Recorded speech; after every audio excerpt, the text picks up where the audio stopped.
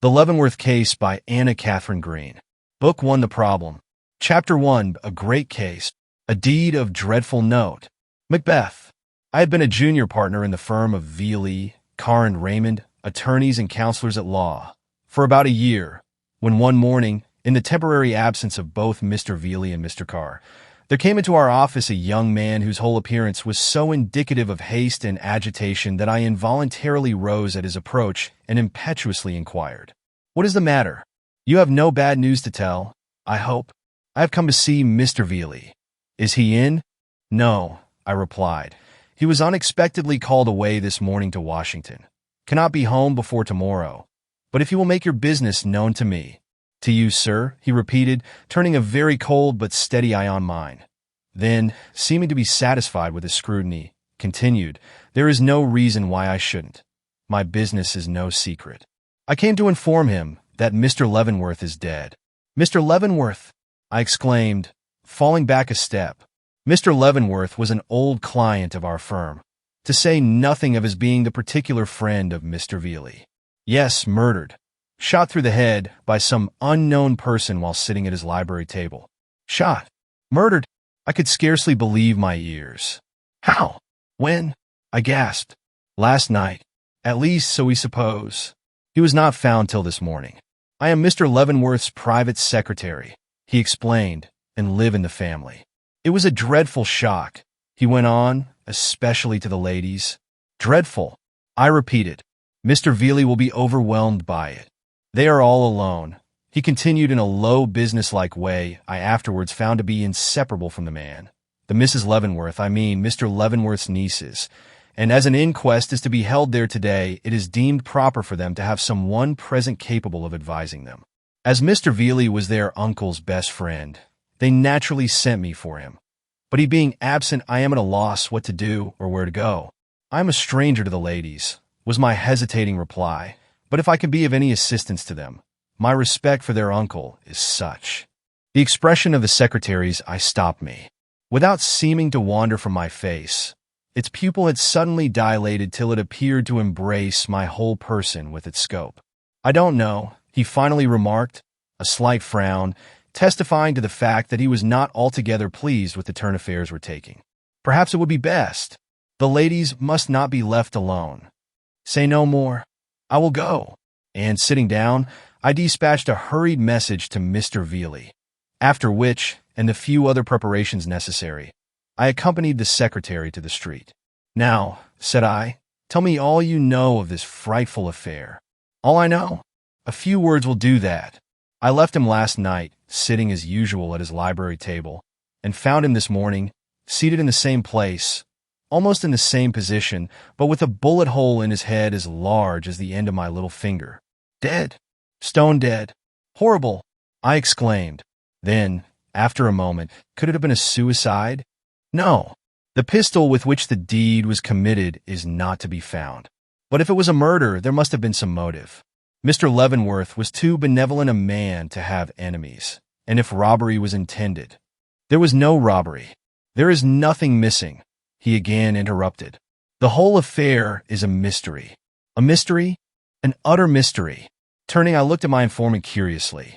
The inmate of a house in which a mysterious murder had occurred was rather an interesting object. But the good-featured and yet totally unimpressive countenance of the man beside me offered but little basis for even the wildest imagination to work upon. And, glancing almost immediately away, I asked, "Are the ladies very much overcome?" He took at least a half-dozen steps before replying.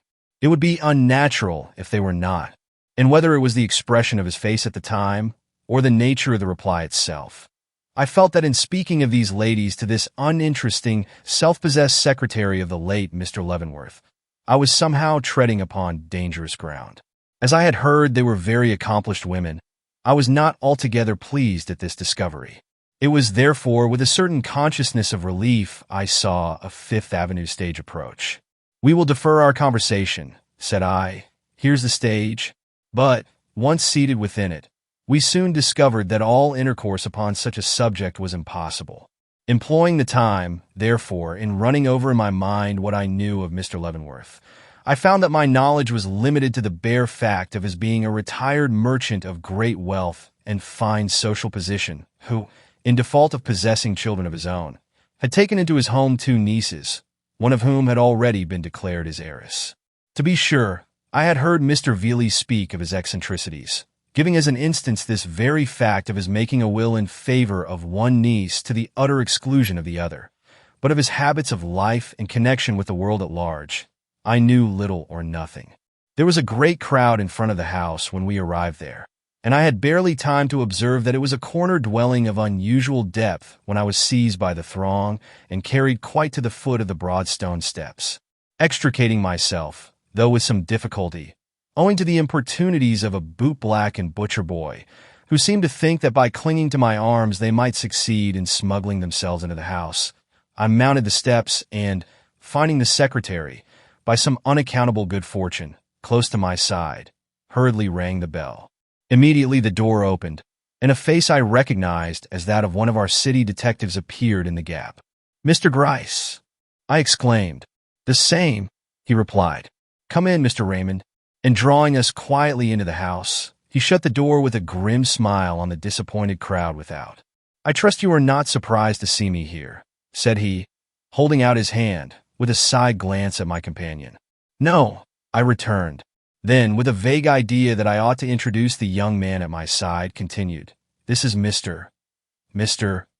Excuse me, but I do not know your name," I said inquiringly to my companion.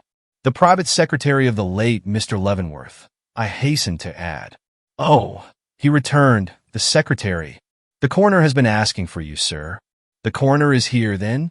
"Yes. The jury have just gone upstairs to view the body. Would you like to follow them?" "No. It is not necessary. I have merely come in the hope of being of some assistance to the young ladies. Mr. Veely is away, and you thought the opportunity too good to be lost," he went on. "Just so. Still, now that you are here, and as the case promises to be a marked one, I should think that, as a rising young lawyer, you would wish to make yourself acquainted with it in all its details. But follow your own judgment." I made an effort and overcame my repugnance. "I will go," said I. "Very well, then, follow me." But just as I set foot on the stairs, I heard the jury descending. So, drawing back with Mr. Gryce into a recess between the reception room and the parlor, I had time to remark, "The young man says it could not have been the work of a burglar. Indeed," fixing his eye on a doorknob nearby, "that nothing has been found missing, and that the fastenings to the house were all found secure this morning." "Just so. He did not tell me that. In that case," and I shuddered, "the murderer must have been in the house all night."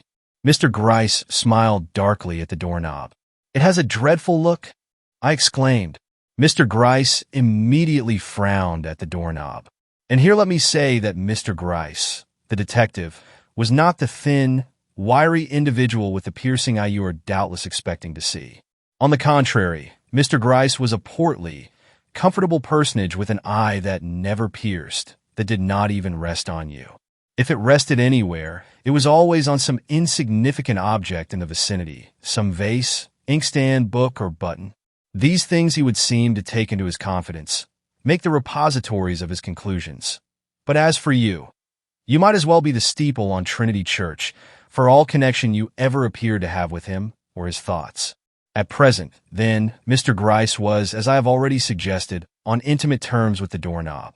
"A dreadful look," I repeated, as I shifted to the button on my sleeve. "Come," he said, "the coast is clear at last." Leading the way, he mounted the stairs but stopped on the upper landing. "Mr. Raymond," said he, "I'm not in the habit of talking much about the secrets of my profession, but in this case, everything depends upon getting the right clue at the start. We have no common villainy to deal with here. Genius has been at work. Now sometimes an absolutely uninitiated mind will intuitively catch at something which the most highly trained intellect will miss. If such a thing should occur, remember that I am your man. Don't go round talking, but come to me. For this is going to be a great case. Mind you, a great case. Now, come on." "But the ladies?" "They're in the rooms above. In grief, of course, but tolerably composed for all that, I hear." And advancing to a door, he pushed it open and beckoned me in. All was dark for a moment, but presently, My eyes becoming accustomed to the place, I saw that we were in the library.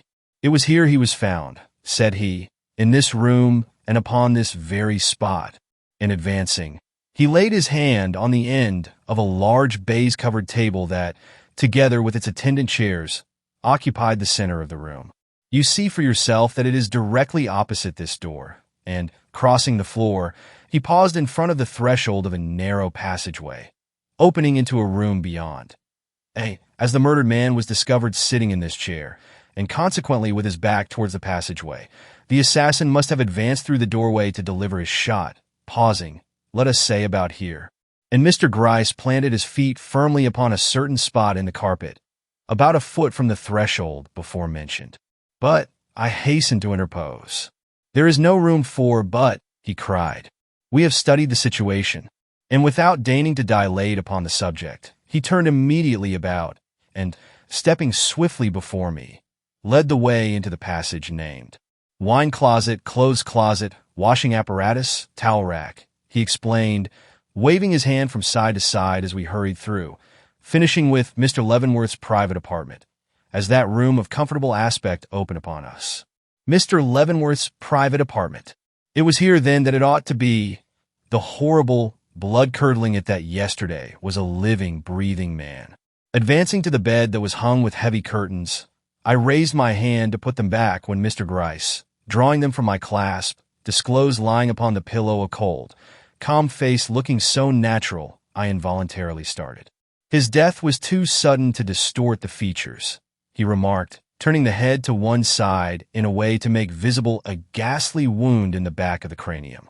"Such a hole as that sends a man out of the world without much notice. The surgeon will convince you it could never have been inflicted by himself. It is a case of deliberate murder." Horrified, I drew hastily back, when my glance fell upon a door situated directly opposite me in the side of the wall towards the hall. It appeared to be the only outlet from the room, with the exception of the passage through which we had entered, and I could not help wondering if it was through this door the assassin had entered on his roundabout course to the library.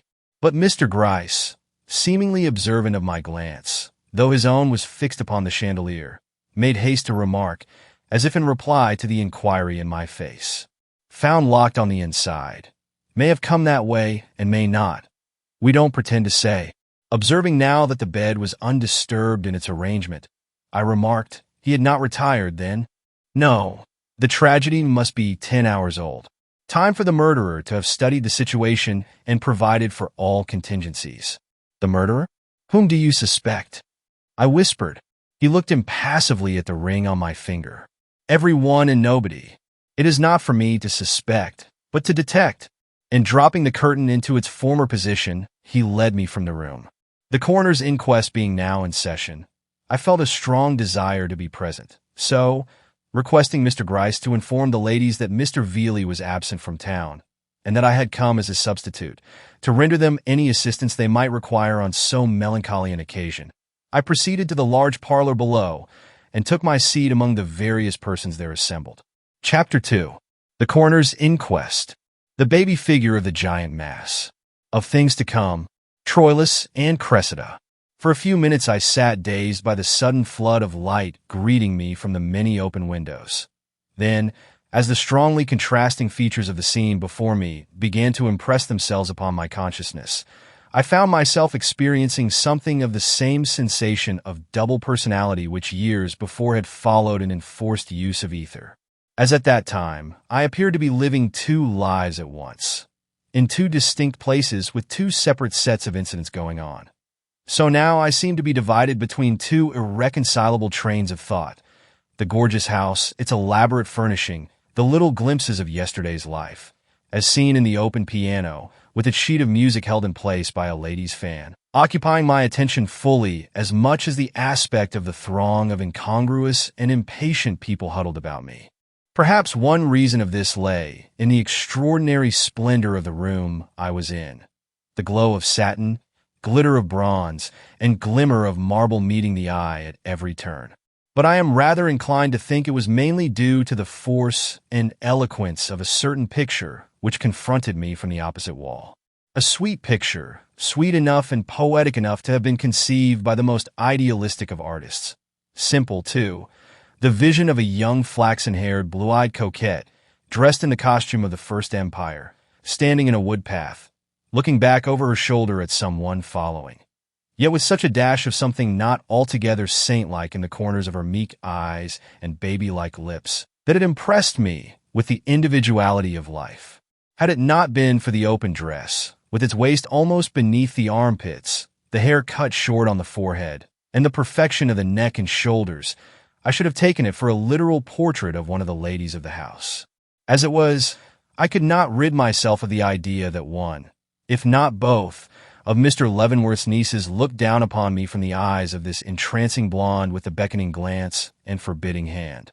So vividly did this fancy impress me that I half shuddered as I looked, wondering if this sweet creature did not know what had occurred in this house since the happy yesterday, and if so, how she could stand there smiling so invitingly, when suddenly I became aware that I had been watching the little crowd of men about me with as complete an absorption as if nothing else in the room had attracted my attention, that the face of the coroner, sternly intelligent and attentive, was as distinctly imprinted upon my mind as that of this lovely picture, or the clearer-cut and more noble features of the sculptured Psyche, shining in mellow beauty from the crimson-hung window at his right.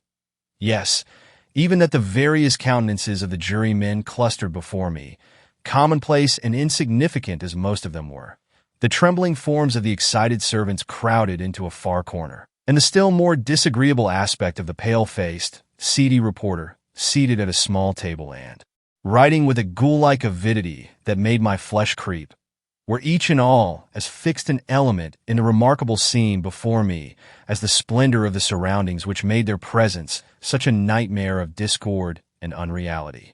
I have spoken of the coroner. As fortune would have it, he was no stranger to me. I had not only seen him before, but had held frequent conversation with him. In fact, knew him. His name was Hammond, and he was universally regarded as a man of more than ordinary acuteness, fully capable of conducting an important examination with the necessary skill and address. Interested as I was, or rather was likely to be, in this particular inquiry, I could not but congratulate myself upon our good fortune in having so intelligent a coroner.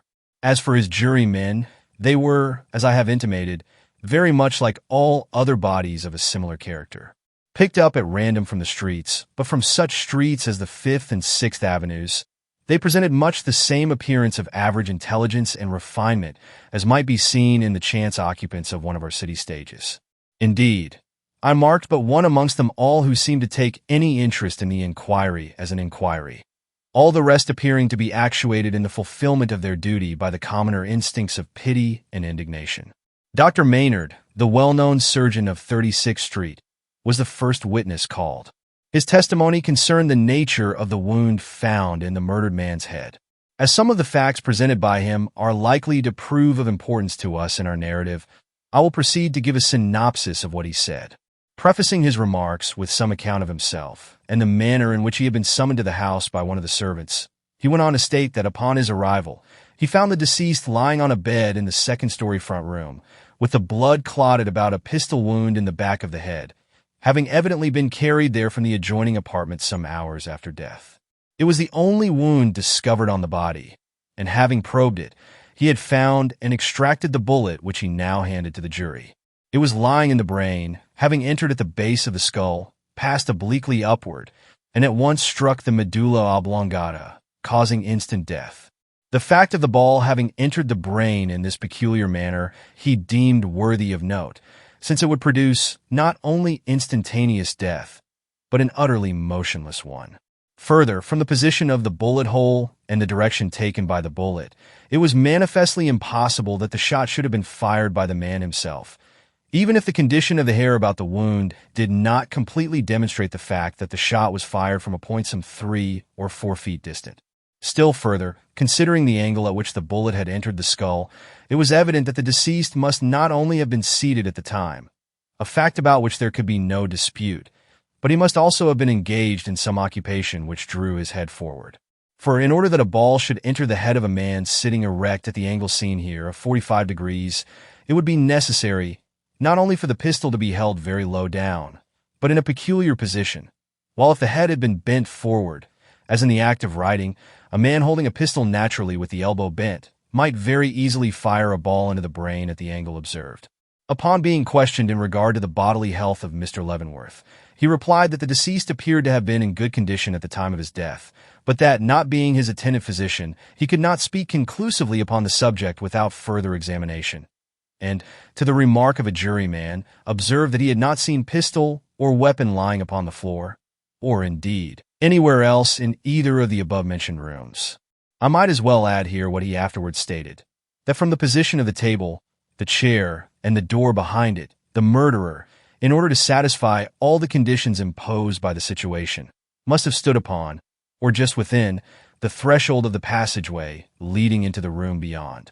Also, that as the ball was small, and from a rifled barrel, and thus especially liable to deflections while passing through bones and integuments, it seemed to him evident that the victim had made no effort to raise or turn his head when advanced upon by his destroyer. The fearful conclusion being that the footstep was an accustomed one, and the presence of its possessor in the room either known or expected.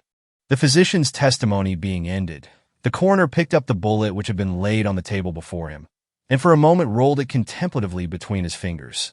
Then, drawing a pencil from his pocket, hastily scrawled a line or two on a piece of paper, and, calling an officer to his side, delivered some command in a low tone. The officer, taking up the slip, looked at it for an instant knowingly, then catching up his hat left the room.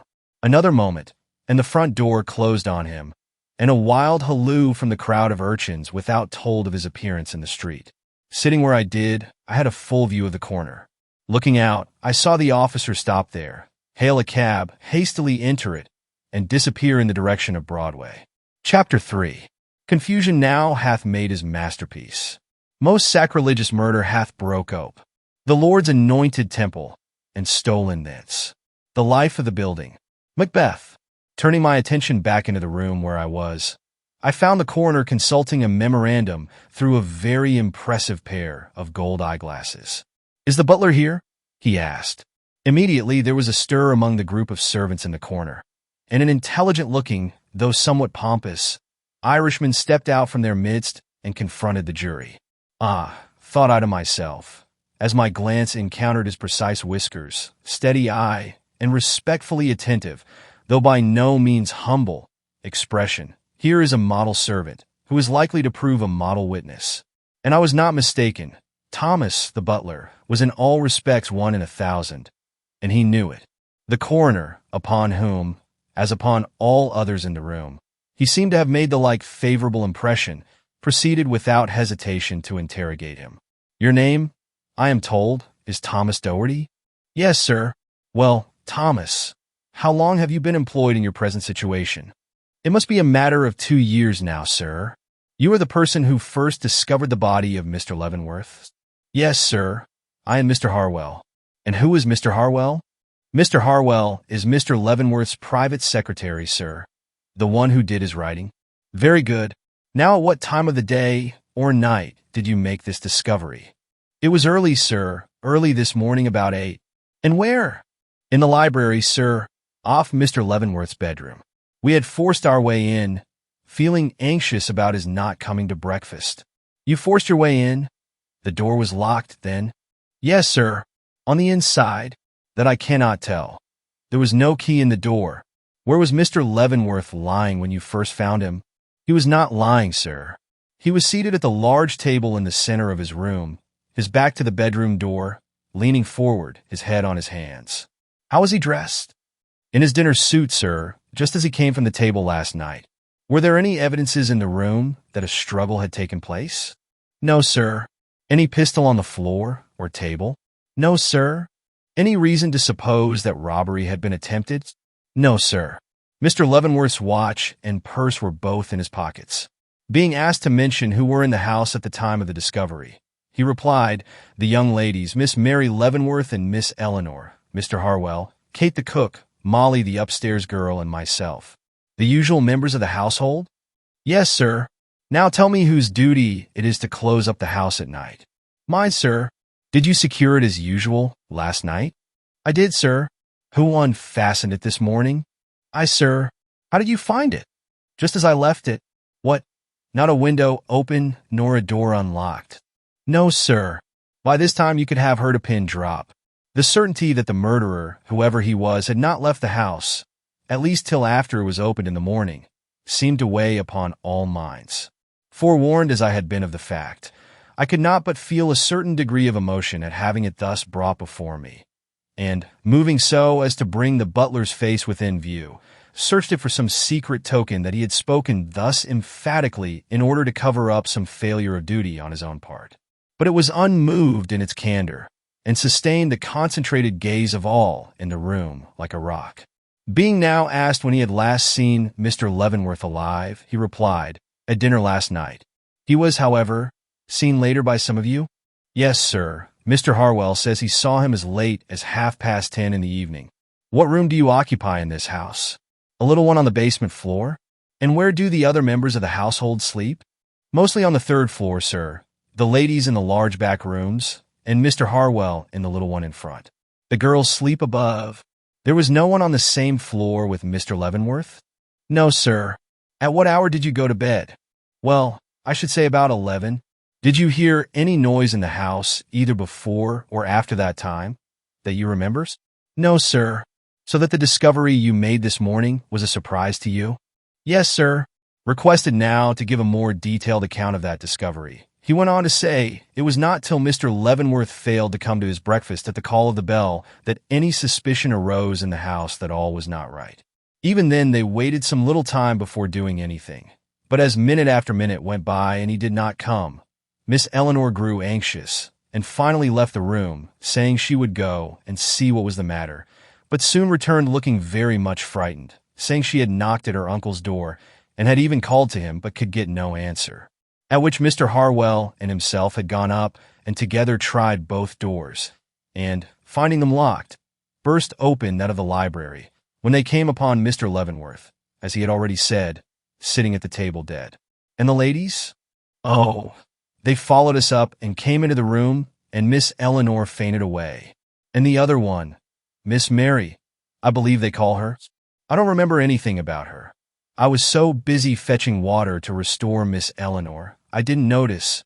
Well, how long was it before Mr. Leavenworth was carried into the next room? Almost immediate, as soon as Miss Eleanor recovered, and that was as soon as ever the water touched her lips. Who proposed that the body should be carried from the spot? She, sir. As soon as ever she stood up, she went over to it and looked at it and shuddered, and then calling Mr. Harwell and me, bade us carry him in and lay him on the bed and go for the doctor, which we did. Wait a moment. Did she go with you when you went into the other room? No, sir. What did she do? She stayed by the library table. What doing? I couldn't see. Her back was to me. How long did she stay there? She was gone when we came back. Gone from the table? Gone from the room? Humph. When did you see her again? In a minute. She came in at the library door as we went out. Anything in her hand? Not as I see. Did you miss anything from the table? I never thought to look, sir. The table was nothing to me. I was only thinking of going for the doctor, though I knew it was of no use. Whom did you leave in the room when you went out? The cook, sir, and Molly, sir, and Miss Eleanor. Not Miss Mary? No, sir. Very well. Have the jury any questions to put to this man? A movement at once took place in that profound body. I should like to ask a few, exclaimed a weazen-faced, excitable little man whom I had before noticed shifting in his seat in a restless manner, strongly suggestive of an intense, but hitherto repressed desire to interrupt the proceedings. Very well, sir, returned Thomas. But the juryman stopping to draw a deep breath, a large and decidedly pompous man who sat at his right hand seized the opportunity to inquire in a round, listen to me sort of voice. You say you have been in the family for 2 years. Was it what you might call a united family? United? Affectionate, you know, on good terms with each other. And the juryman lifted the very long and heavy watch chain that hung across his vest, as if that as well as himself had a right to a suitable and well-considered reply. The butler, impressed perhaps by his manner, glanced uneasily around.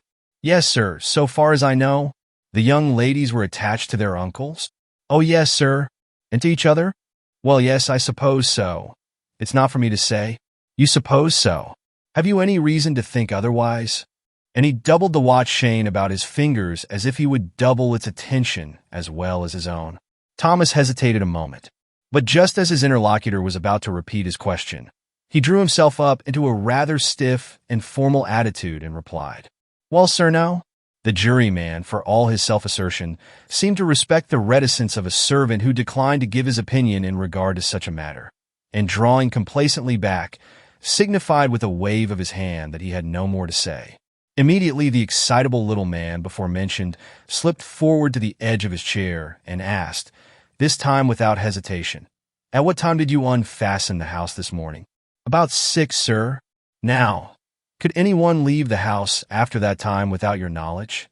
Thomas glanced a trifle uneasily at his fellow servants, but answered up promptly and as if without reserve. "I don't think it would be possible for anybody to leave this house after 6 in the morning without either myself or the cooks knowing of it. Folks don't jump from second-story windows in broad daylight, and as to leaving by the doors, the front door closes with such a slam all the house can hear it from top to bottom. And as for the back door, no one that goes out of that can get clear of the yard without going by the kitchen window, and no one can go by our kitchen window without the cooks seeing of them. That I can just swear to." And he cast a half-quizzing, half-malicious look at the round, red-faced individual in question, strongly suggestive of late and unforgotten bickerings over the kitchen coffee urn and castor. This reply, which was of a nature calculated to deepen the forebodings which had already settled upon the minds of those present, produced a visible effect. The house found locked, and no one seemed to leave it. Evidently, then, we had not far to look for the assassin. Shifting on his chair with increased fervor, if I may so speak, the juryman glanced sharply around, but perceiving the renewed interest in the faces about him, declined to weaken the effect of the last admission by any further questions. Settling, therefore, comfortably back, he left the field open for any other juror who might choose to press the inquiry. But no one seeming to be ready to do this, Thomas in his turn evinced impatience, and at last, looking respectfully around, inquired, "Would any other gentleman like to ask me anything?" No one replying, he threw a hurried glance of relief towards the servants at his side.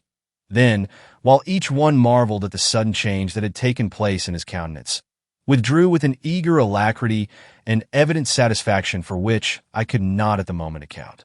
But the next witness proving to be none other than my acquaintance of the morning, Mr. Harwell, I soon forgot both Thomas and the doubts his last movement had awakened, in the interest which the examination of so important a person as the secretary and right-hand man of Mr. Leavenworth was likely to create. Advancing with the calm and determined air of one who realized that life and death itself might hang upon his words, Mr. Harwell took his stand before the jury with a degree of dignity not only highly prepossessing in itself, but to me, who had not been over and above pleased with him in our first interview, admirable and surprising, lacking, as I have said, any distinctive quality of face or form agreeable or otherwise, being what you might call in appearance a negative sort of person, his pale, regular features, dark, well-smoothed hair, and simple whiskers, all belonging to a recognized type and very commonplace. There was still visible, on this occasion at least, a certain self-possession in his carriage, which went far towards making up for the want of impressiveness in his countenance and expression. Not that even this was in any way remarkable. Indeed, there was nothing remarkable about the man, any more than there is about 1,000 others you meet every day on Broadway, unless you accept the look of concentration and solemnity which pervaded his whole person. A solemnity which at this time would not have been noticeable, perhaps, if it had not appeared to be the habitual expression of one who in his short life had seen more of sorrow than joy, less of pleasure than care and anxiety. The coroner, to whom his appearance one way or the other seemed to be a matter of no moment, addressed him immediately and without reserve. "Your name?" "James Truman Harwell." "Your business?" "I have occupied the position of private secretary and amanuensis to Mr. Leavenworth for the past 8 months." "You are the person who last saw Mr. Leavenworth alive, are you not?" The young man raised his head with a haughty gesture which well-nigh transfigured it. "Certainly not, as I am not the man who killed him." This answer, which seemed to introduce something akin to levity or badinage into an examination the seriousness of which we were all beginning to realize, produced an immediate revulsion of feeling toward the man who, in face of facts revealed and to be revealed, could so lightly make use of it. A hum of disapproval swept through the room, and in that one remark, James Harwell lost all that he had previously won by the self-possession of his bearing and the unflinching regard of his eye. He seemed himself to realize this, for he lifted his head still higher, though his general aspect remained unchanged. "I mean," the coroner exclaimed, evidently nettled that the young man had been able to draw such a conclusion from his words, "that you were the last one to see him previous to his assassination by some unknown individuals?" The secretary folded his arms, whether to hide a certain tremble which had seized him or by that simple action to gain time for a moment's further thought. I could not then determine. "Sir," he replied at length, "I cannot answer yes or no to that question. In all probability, I was the last to see him in good health and spirits. But in a house as large as this, I cannot be sure of even so simple a fact as that." Then, observing the unsatisfied look on the faces around, added slowly, "It is my business to see him late." "Your business?" "Oh, as a secretary, I suppose." He gravely nodded. "Mr. Harwell," the coroner went on, "the office of private secretary in this country is not a common one. Will you explain to us what your duties were in that capacity? In short, what use Mr. Leavenworth had for such an assistant, and how he employed you?" "Certainly. Mr. Leavenworth was, as you perhaps know, a man of great wealth, connected with various societies, clubs, institutions, etc. Besides being known far and near as a giving man, he was accustomed every day of his life to receive numerous letters, begging and otherwise, which it was my business to open and answer, his private correspondence always bearing a mark upon it which distinguished it from the rest. But this was not all I was expected to do. Having in his early life been engaged in the tea trade, he had made more than one voyage to China, and was consequently much interested in the question of international communication between that country and our own.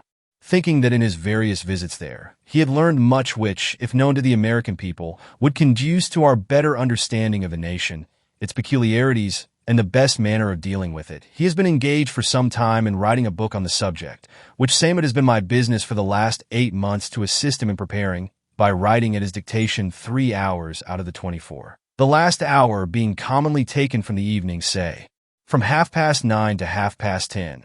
Mr. Leavenworth, being a very methodical man, and accustomed to regulate his own life and that of those about him with almost mathematical precision.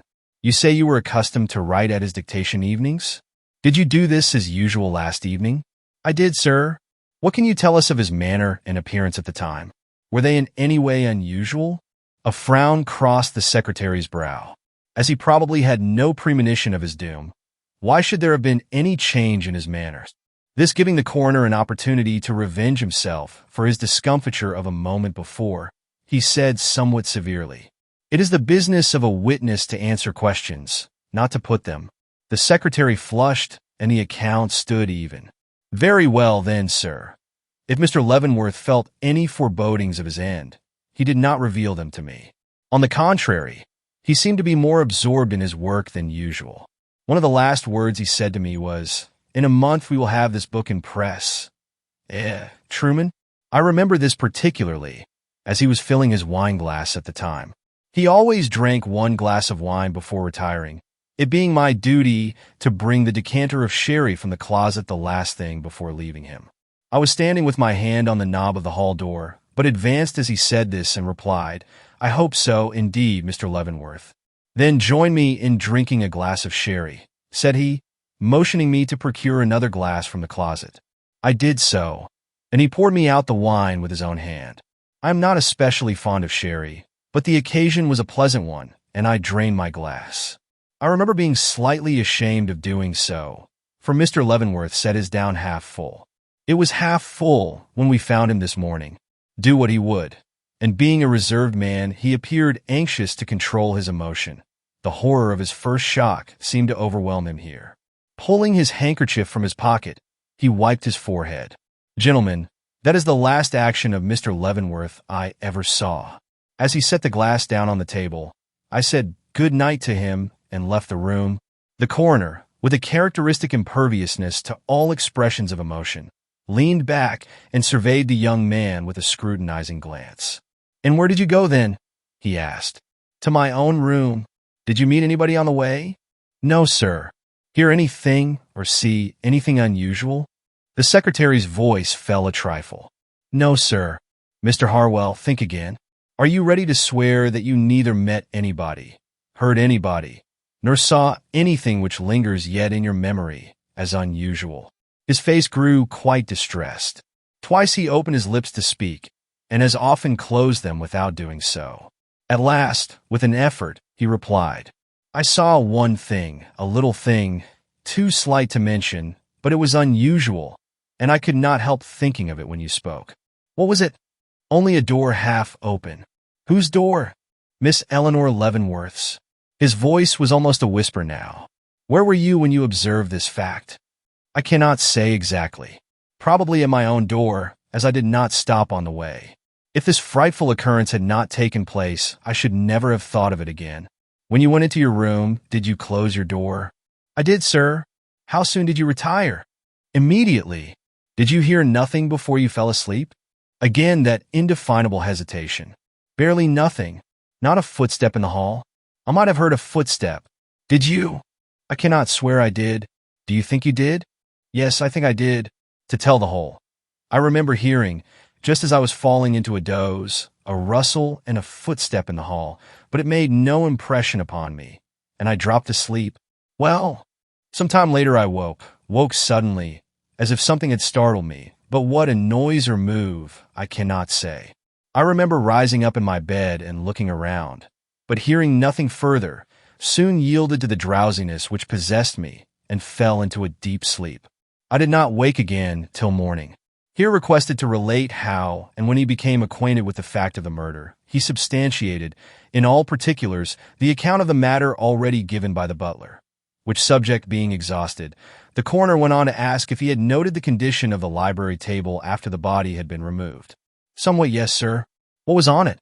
"The usual properties, sir, books, paper, a pen with the ink dried on it, besides the decanter and the wine glass from which he drank the night before."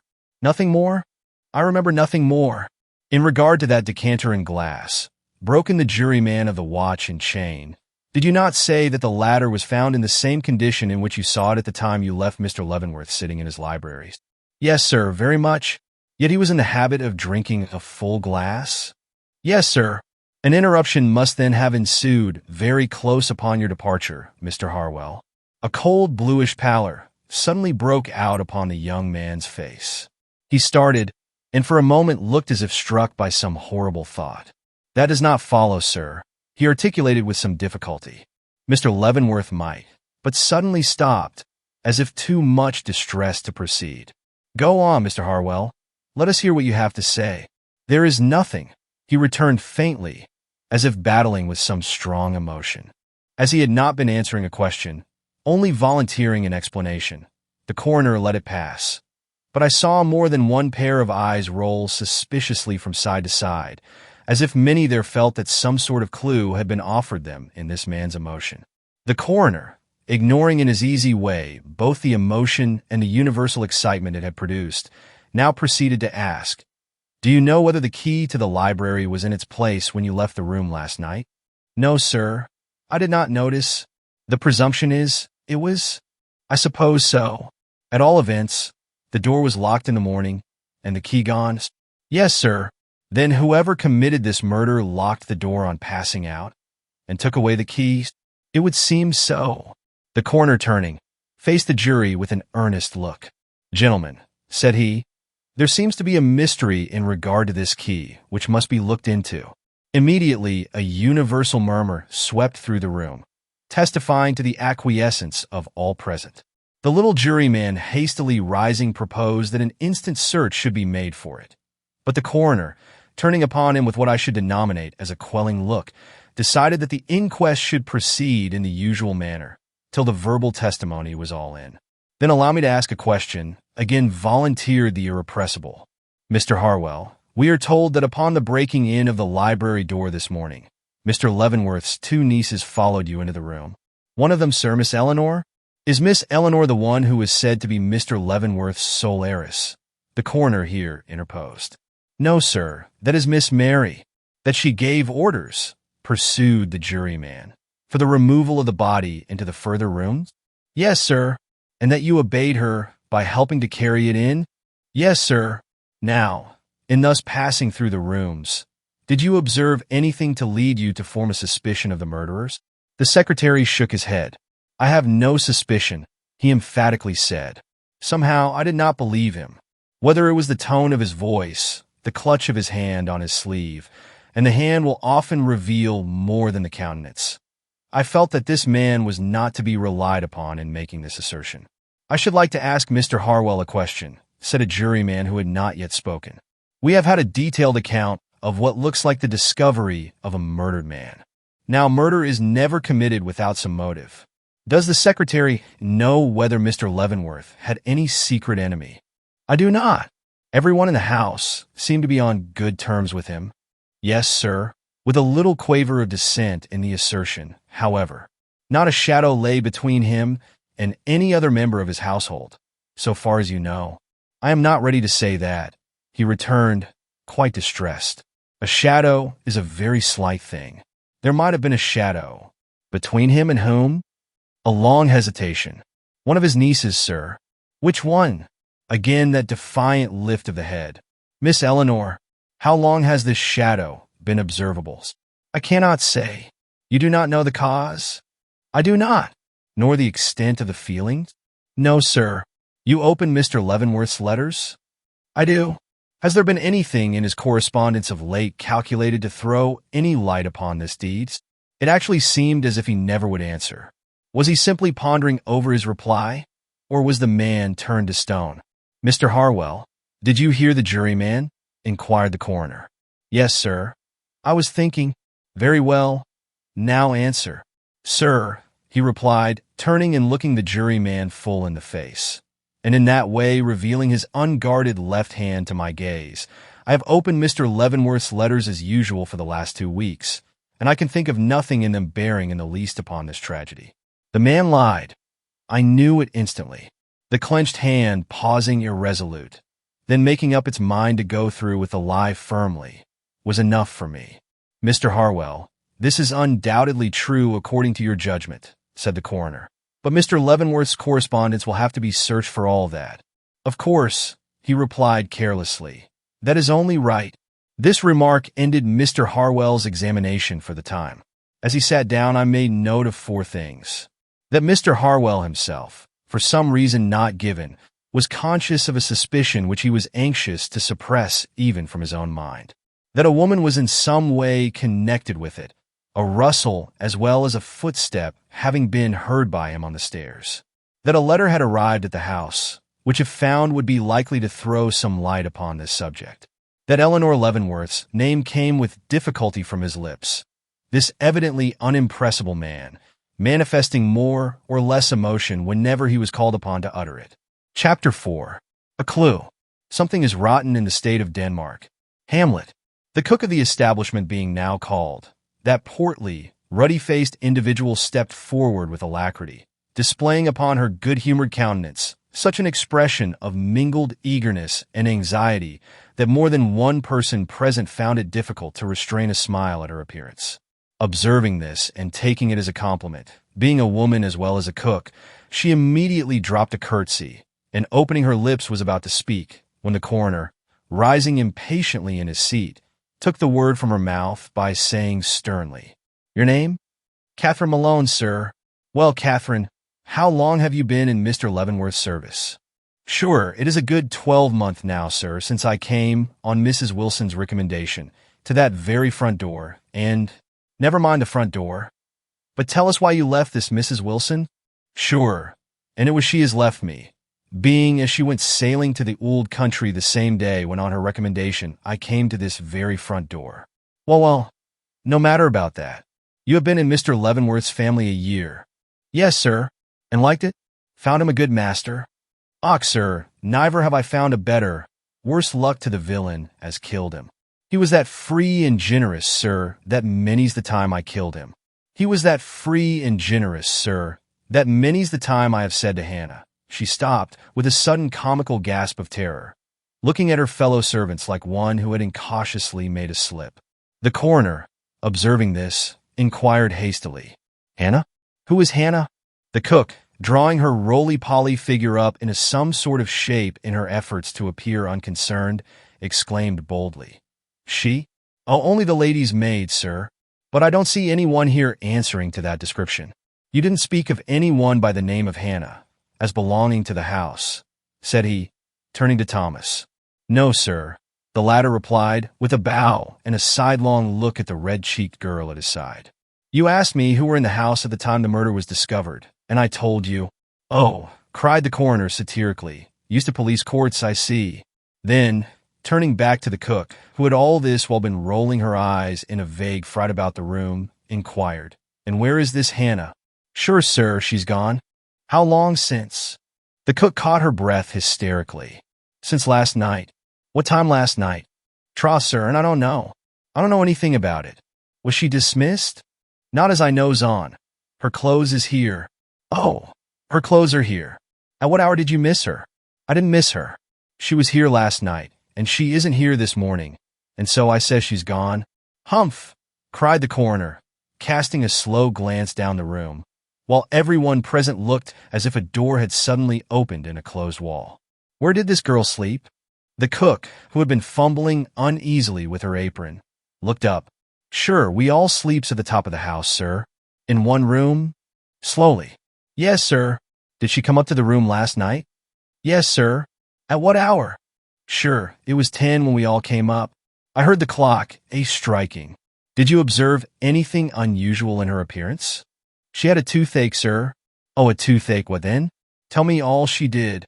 But at this the cook broke into tears and wails. "Sure, she didn't do nothing, sir. It wasn't her, sir, as did anything. Don't you believe it. Hannah is a good girl, and honest, sir, as ever you see.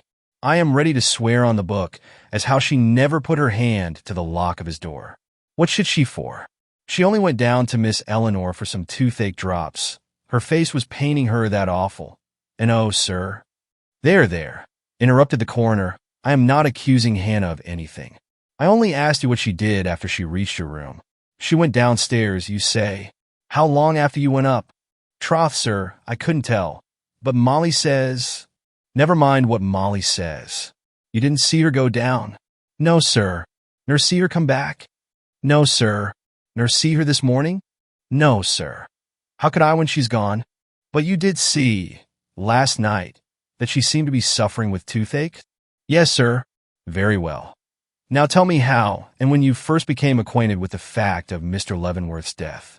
But her replies to this question, while over-garrulous, contained but little information, and seeing this, the coroner was on the point of dismissing her, when the little juror, remembering an admission she had made of having seen Miss Eleanor Leavenworth coming out of the library door a few minutes after Mr. Leavenworth's body had been carried into the next room, asked if her mistress had anything in her hand at the time.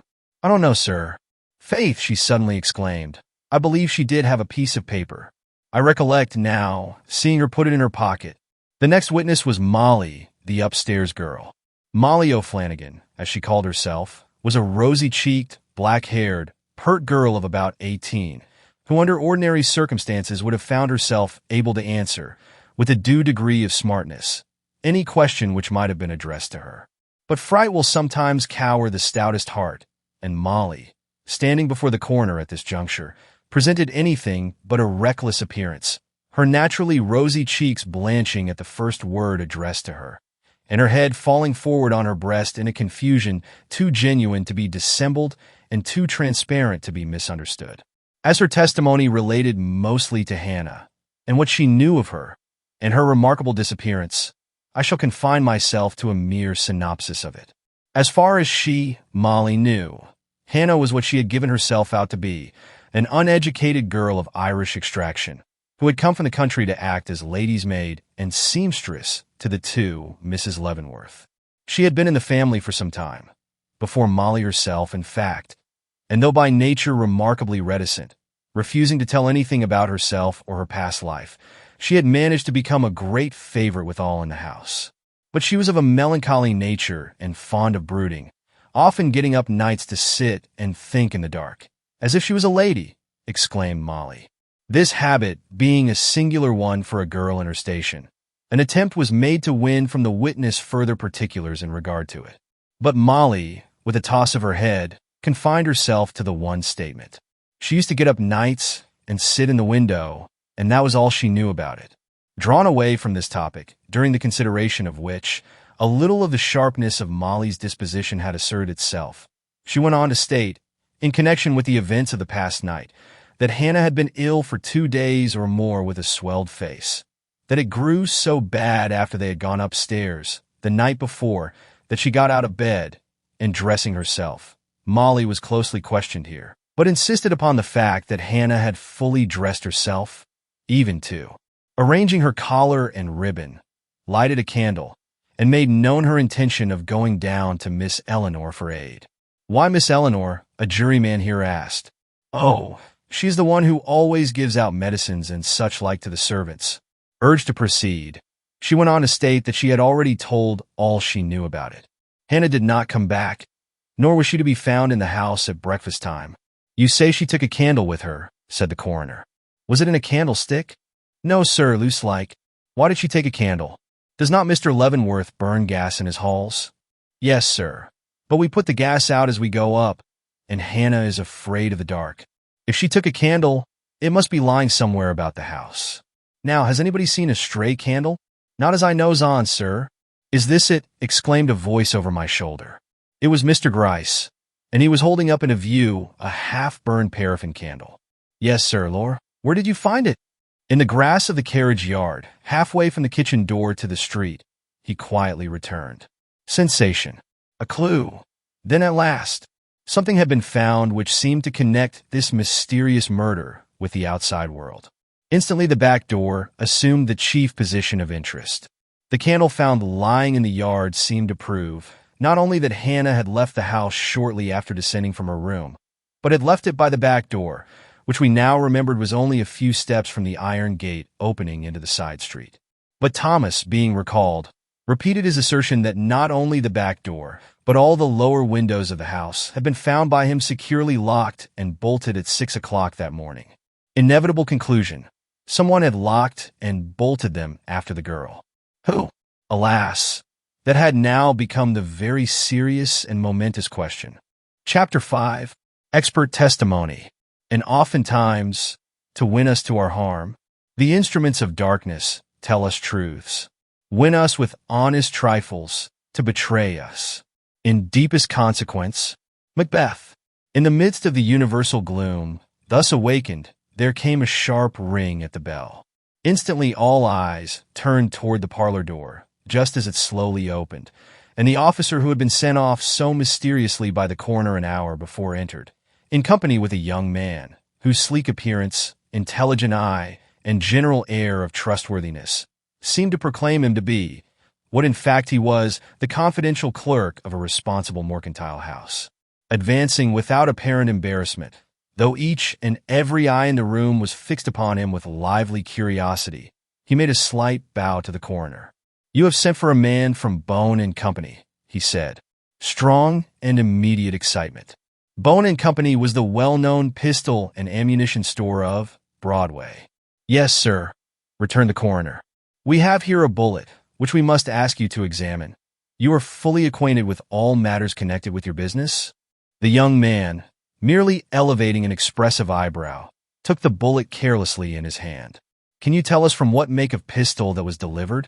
The young man rolled it slowly round between his thumb and forefinger, and then laid it down. It is a number 32 ball, usually sold with the small pistol made by Smith & Wesson. A small pistol, exclaimed the butler, jumping up from his seat. Master used to keep a little pistol in his stand drawer. I have often seen it. We all knew about it. Great and irrepressible excitement, especially among the servants. That's so. I heard a heavy voice exclaim. I saw it once myself. Master was cleaning it. It was the cook who spoke. In his stand drawer? The coroner inquired. Yes, sir. At the head of his bed, an officer was sent to examine the stand drawer. In a few moments he returned, bringing a small pistol which he laid down on the coroner's table, saying, "Here it is." Immediately, everyone sprang to his feet, but the coroner, handing it over to the clerk from Bonds, inquired if that was the make before mentioned. Without hesitation, he replied, "Yes, Smith & Wesson. You can see for yourself," and he proceeded to examine it. "Where did you find this pistol?" asked the coroner of the officer. "In the top drawer of a shaving table standing near the head of Mr. Leavenworth's bed. It was lying in a velvet case together with a box of cartridges, one of which I bring as a sample," and he laid it down beside the bullet. "Was the drawer locked?" "Yes, sir. But the key was not taken out." Interest had now reached its climax. A universal cry swept through the room. "Is it loaded?" The coroner, frowning on the assembly with a look of great dignity, remarked, "I was about to ask that question myself, but first I must request order." An immediate calm followed. Everyone was too much interested to interpose any obstacle in the way of gratifying his curiosity. "Now, sir," exclaimed the coroner. The clerk from Bonds, taking out the cylinder, held it up. "There are 7 chambers here, and they are all loaded."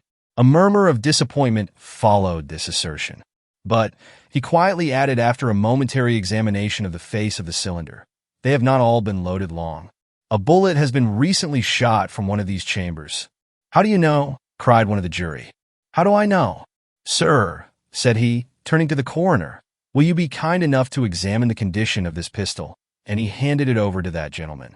"Look first at the barrel. It is clean and bright, and shows no evidence of a bullet having passed out of it very lately. That is because it has been cleaned. But now, observe the face of the cylinder. What do you see there?" "I see a faint line of smut near one of the chambers." "Just so. Show it to the gentleman." It was immediately handed down. "That faint line of smut on the edge of one of the chambers is the telltale, sirs. A bullet passing out always leaves smut behind. The man who fired this, remembering the fact, cleaned the barrel, but forgot the cylinder, and stepping aside, he folded his arms. Jerusalem, spoke out a rough, hearty voice. "Isn't that wonderful?" This exclamation came from a countryman who had stepped in from the street, and now stood agape in the doorway. It was a rude but not altogether unwelcome interruption. A smile passed round the room, and both men and women breathed more easily. Order being at last restored, the officer was requested to describe the position of the stand and its distance from the library table. The library table is in one room, and the stand in another. To reach the former from the latter, one would be obliged to cross Mr. Leavenworth's bedroom in a diagonal direction, pass through the passageway separating that one apartment from the other, and— wait a moment. How does this table stand in regard to the door which leads from the bedroom into the hall? One might enter that door, pass directly round the foot of the bed to the stand, procure the pistol, and cross halfway over to the passageway, without being seen by anyone sitting or standing in the library beyond. "Holy Virgin!" exclaimed the horrified cook, throwing her apron over her head as if to shut out some dreadful vision. "Hannah Niver would have the pluck for that. Niver! But Mr. Gryce, laying a heavy hand on the woman, forced her back into her seat, reproving and calming her at the same time, with a dexterity marvelous to behold. "I beg your pardons," she cried deprecatingly to those around, "but it Niver was Hannah, Niver." The clerk from Bonds here being dismissed, those assembled took the opportunity of making some change in their position, after which the name of Mr. Harwell was again called. That person rose with manifest reluctance. Evidently, the preceding testimony had either upset some theory of his, or indubitably strengthened some unwelcome suspicion. "Mr. Harwell," the coroner began, "we are told of the existence of a pistol belonging to Mr. Leavenworth, and upon searching, we discover it in his room. Did you know of his possessing such an instrument?" "I did." "Was it a fact generally known in the house?" "So it would seem." "How was that?" "Was he in the habit of leaving it around where anyone could see it?" "I cannot say. I can only acquaint you with the manner in which I myself became aware of its existence." "Very well, do so. We were once talking about firearms. I have some taste that way, and have always been anxious to possess a pocket pistol." Saying something of the kind to him one day, he rose from his seat and, fetching me this, showed it to me. How long ago was this? Some few months since. He has owned this pistol, then, for some time? Yes, sir. Is that the only occasion upon which you have ever seen it? No, sir. The secretary blushed. I have seen it once since. When? About 3 weeks ago. Under what circumstances? The secretary dropped his head, a certain drawn look making itself suddenly visible on his countenance. Will you not excuse me, gentlemen? He asked, after a moment's hesitation. It is impossible, returned the coroner. His face grew even more pallid and deprecatory. I am obliged to introduce the name of a lady, he hesitatingly declared. We are very sorry, remarked the coroner. The young man turned fiercely upon him, and I could not help wondering that I had ever thought him commonplace. Of Miss Eleanor Leavenworth, he cried. At that name, so uttered, everyone started but Mr. Gryce. He was engaged in holding a close and confidential confab with his fingertips, and did not appear to notice. Surely it is contrary to the rules of decorum and the respect we all feel for the lady herself to introduce her name into this discussion, continued Mr. Harwell. But the coroner still insisting upon an answer, he refolded his arms, a movement indicative of resolution with him, and began in a low, forced tone to say, It is only this, gentlemen. One afternoon, about 3 weeks since, I had occasion to go to the library at an unusual hour. Crossing over to the mantelpiece for the purpose of procuring a penknife which I had carelessly left there in the morning, I heard a noise in the adjoining room. Knowing that Mr. Leavenworth was out, and supposing the ladies to be out also, I took the liberty of ascertaining who the intruder was, when what was my astonishment to come upon Miss Eleanor Leavenworth, standing at the side of her uncle's bed, with his pistol in her hand. Confused at my indiscretion, I attempted to escape without being observed, but in vain, for just as I was crossing the threshold, she turned and, calling me by name, requested me to explain the pistol to her. Gentlemen, in order to do so, I was obliged to take it in my hand, and that, sirs, is the only other occasion upon which I ever saw or handled the pistol of Mr. Leavenworth. Drooping his head, he waited in indescribable agitation for the next question. She asked you to explain the pistol to her. What do you mean by that? I mean, he faintly continued, catching his breath in a vain effort to appear calm, how to load, aim, and fire it. A flash of awakened feeling shot across the faces of all present. Even the coroner showed sudden signs of emotion, and sat staring at the bowed form and pale countenance of the man before him, with a peculiar look of surprised compassion, which could not fail of producing its effect, not only upon the young man himself, but upon all who saw him. Mr. Harwell, he at length inquired, have you anything to add to the statement you have just made? The secretary sadly shook his head.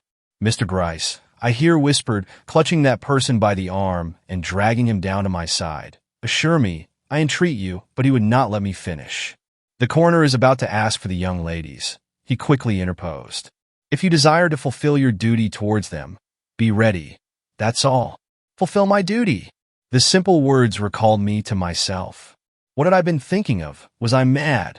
With nothing more terrible in mind than a tender picture of the lovely cousins bowed in anguish over the remains of one who had been as dear as a father to them, I slowly rose, and upon demand being made for Miss Mary and Miss Eleanor Leavenworth, advanced and said that, as a friend of the family, a petty lie, which I hope will not be laid up against me, I begged the privilege of going for the ladies and escorting them down.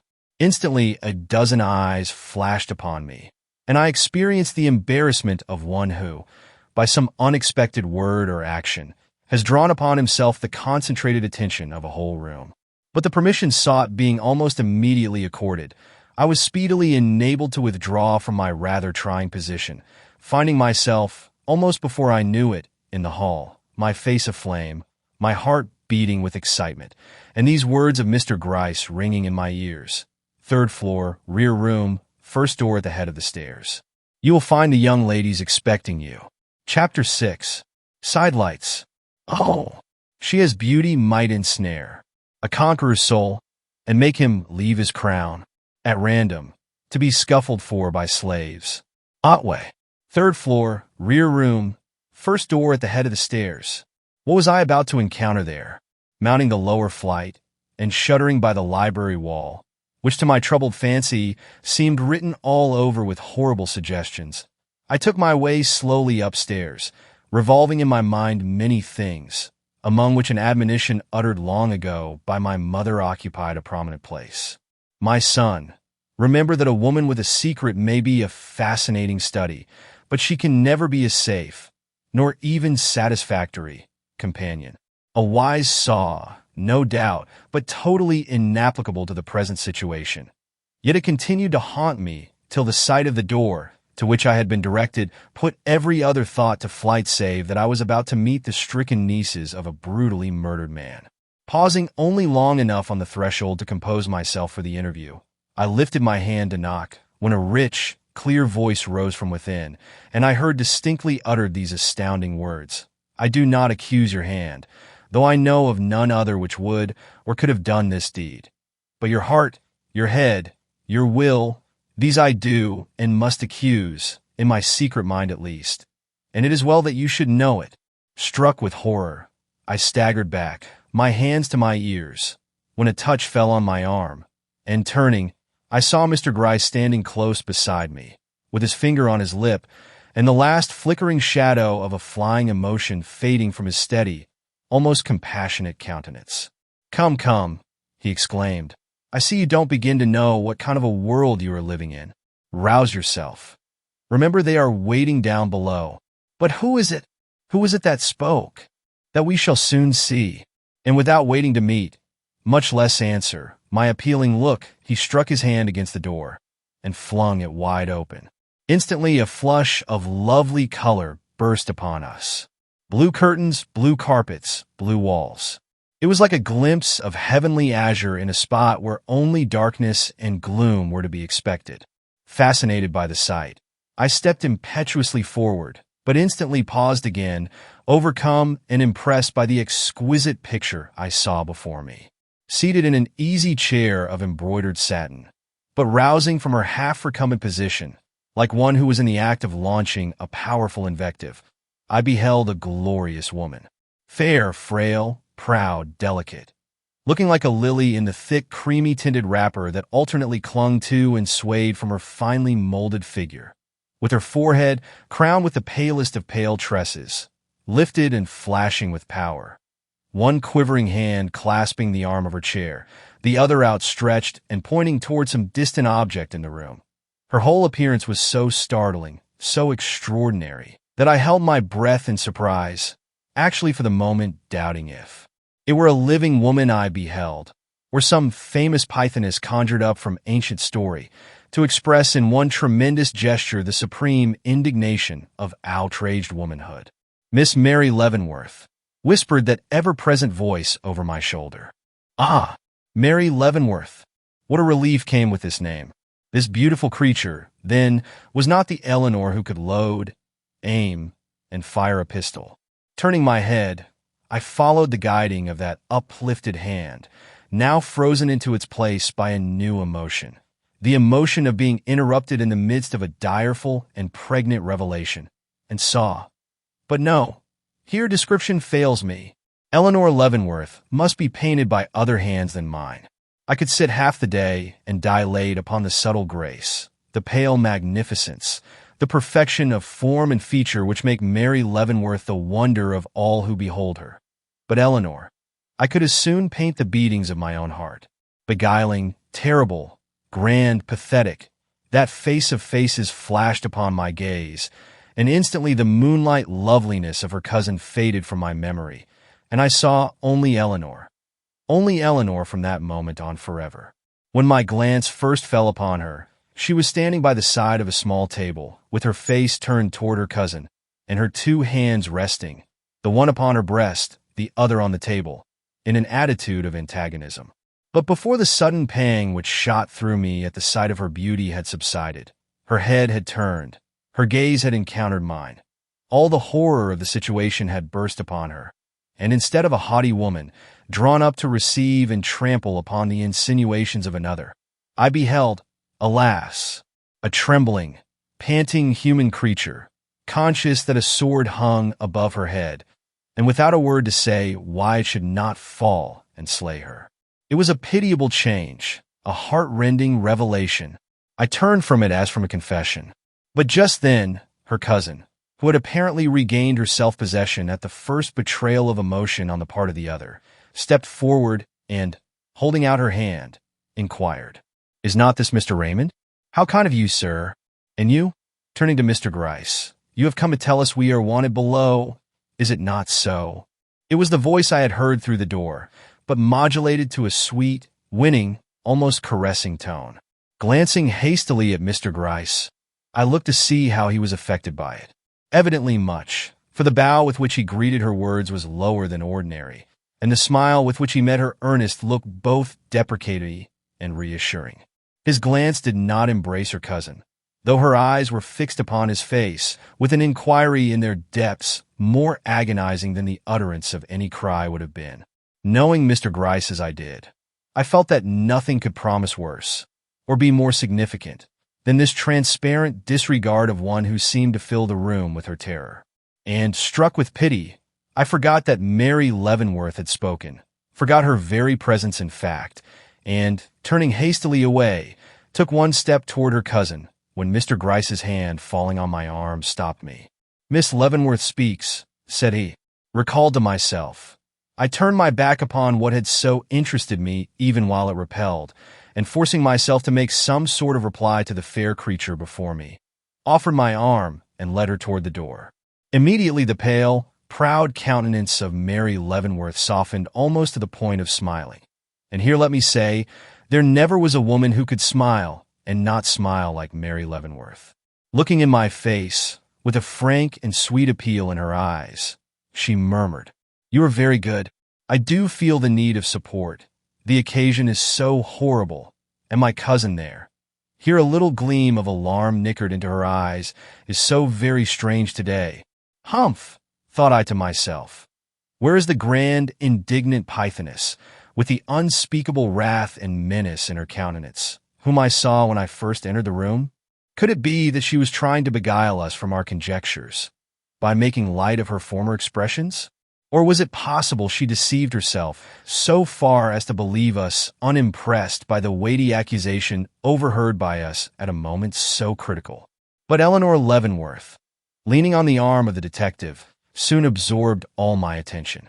She had regained by this time her self-possession, also, but not so entirely as her cousin. Her step faltered as she endeavored to walk, and the hand which rested on his arm trembled like a leaf. "Would to God I had never entered this house," said I to myself. And yet, before the exclamation was half uttered, I became conscious of a secret rebellion against the thought, an emotion, shall I say, of thankfulness that it had been myself rather than another who had been allowed to break in upon their privacy, overhear that significant remark, and, shall I acknowledge it, follow Mr. Gryce and the trembling, swaying figure of Eleanor Leavenworth downstairs. Not that I felt the least relenting in my soul towards guilt. Crime had never looked so black. Revenge, selfishness, hatred, cupidity never seemed more loathsome.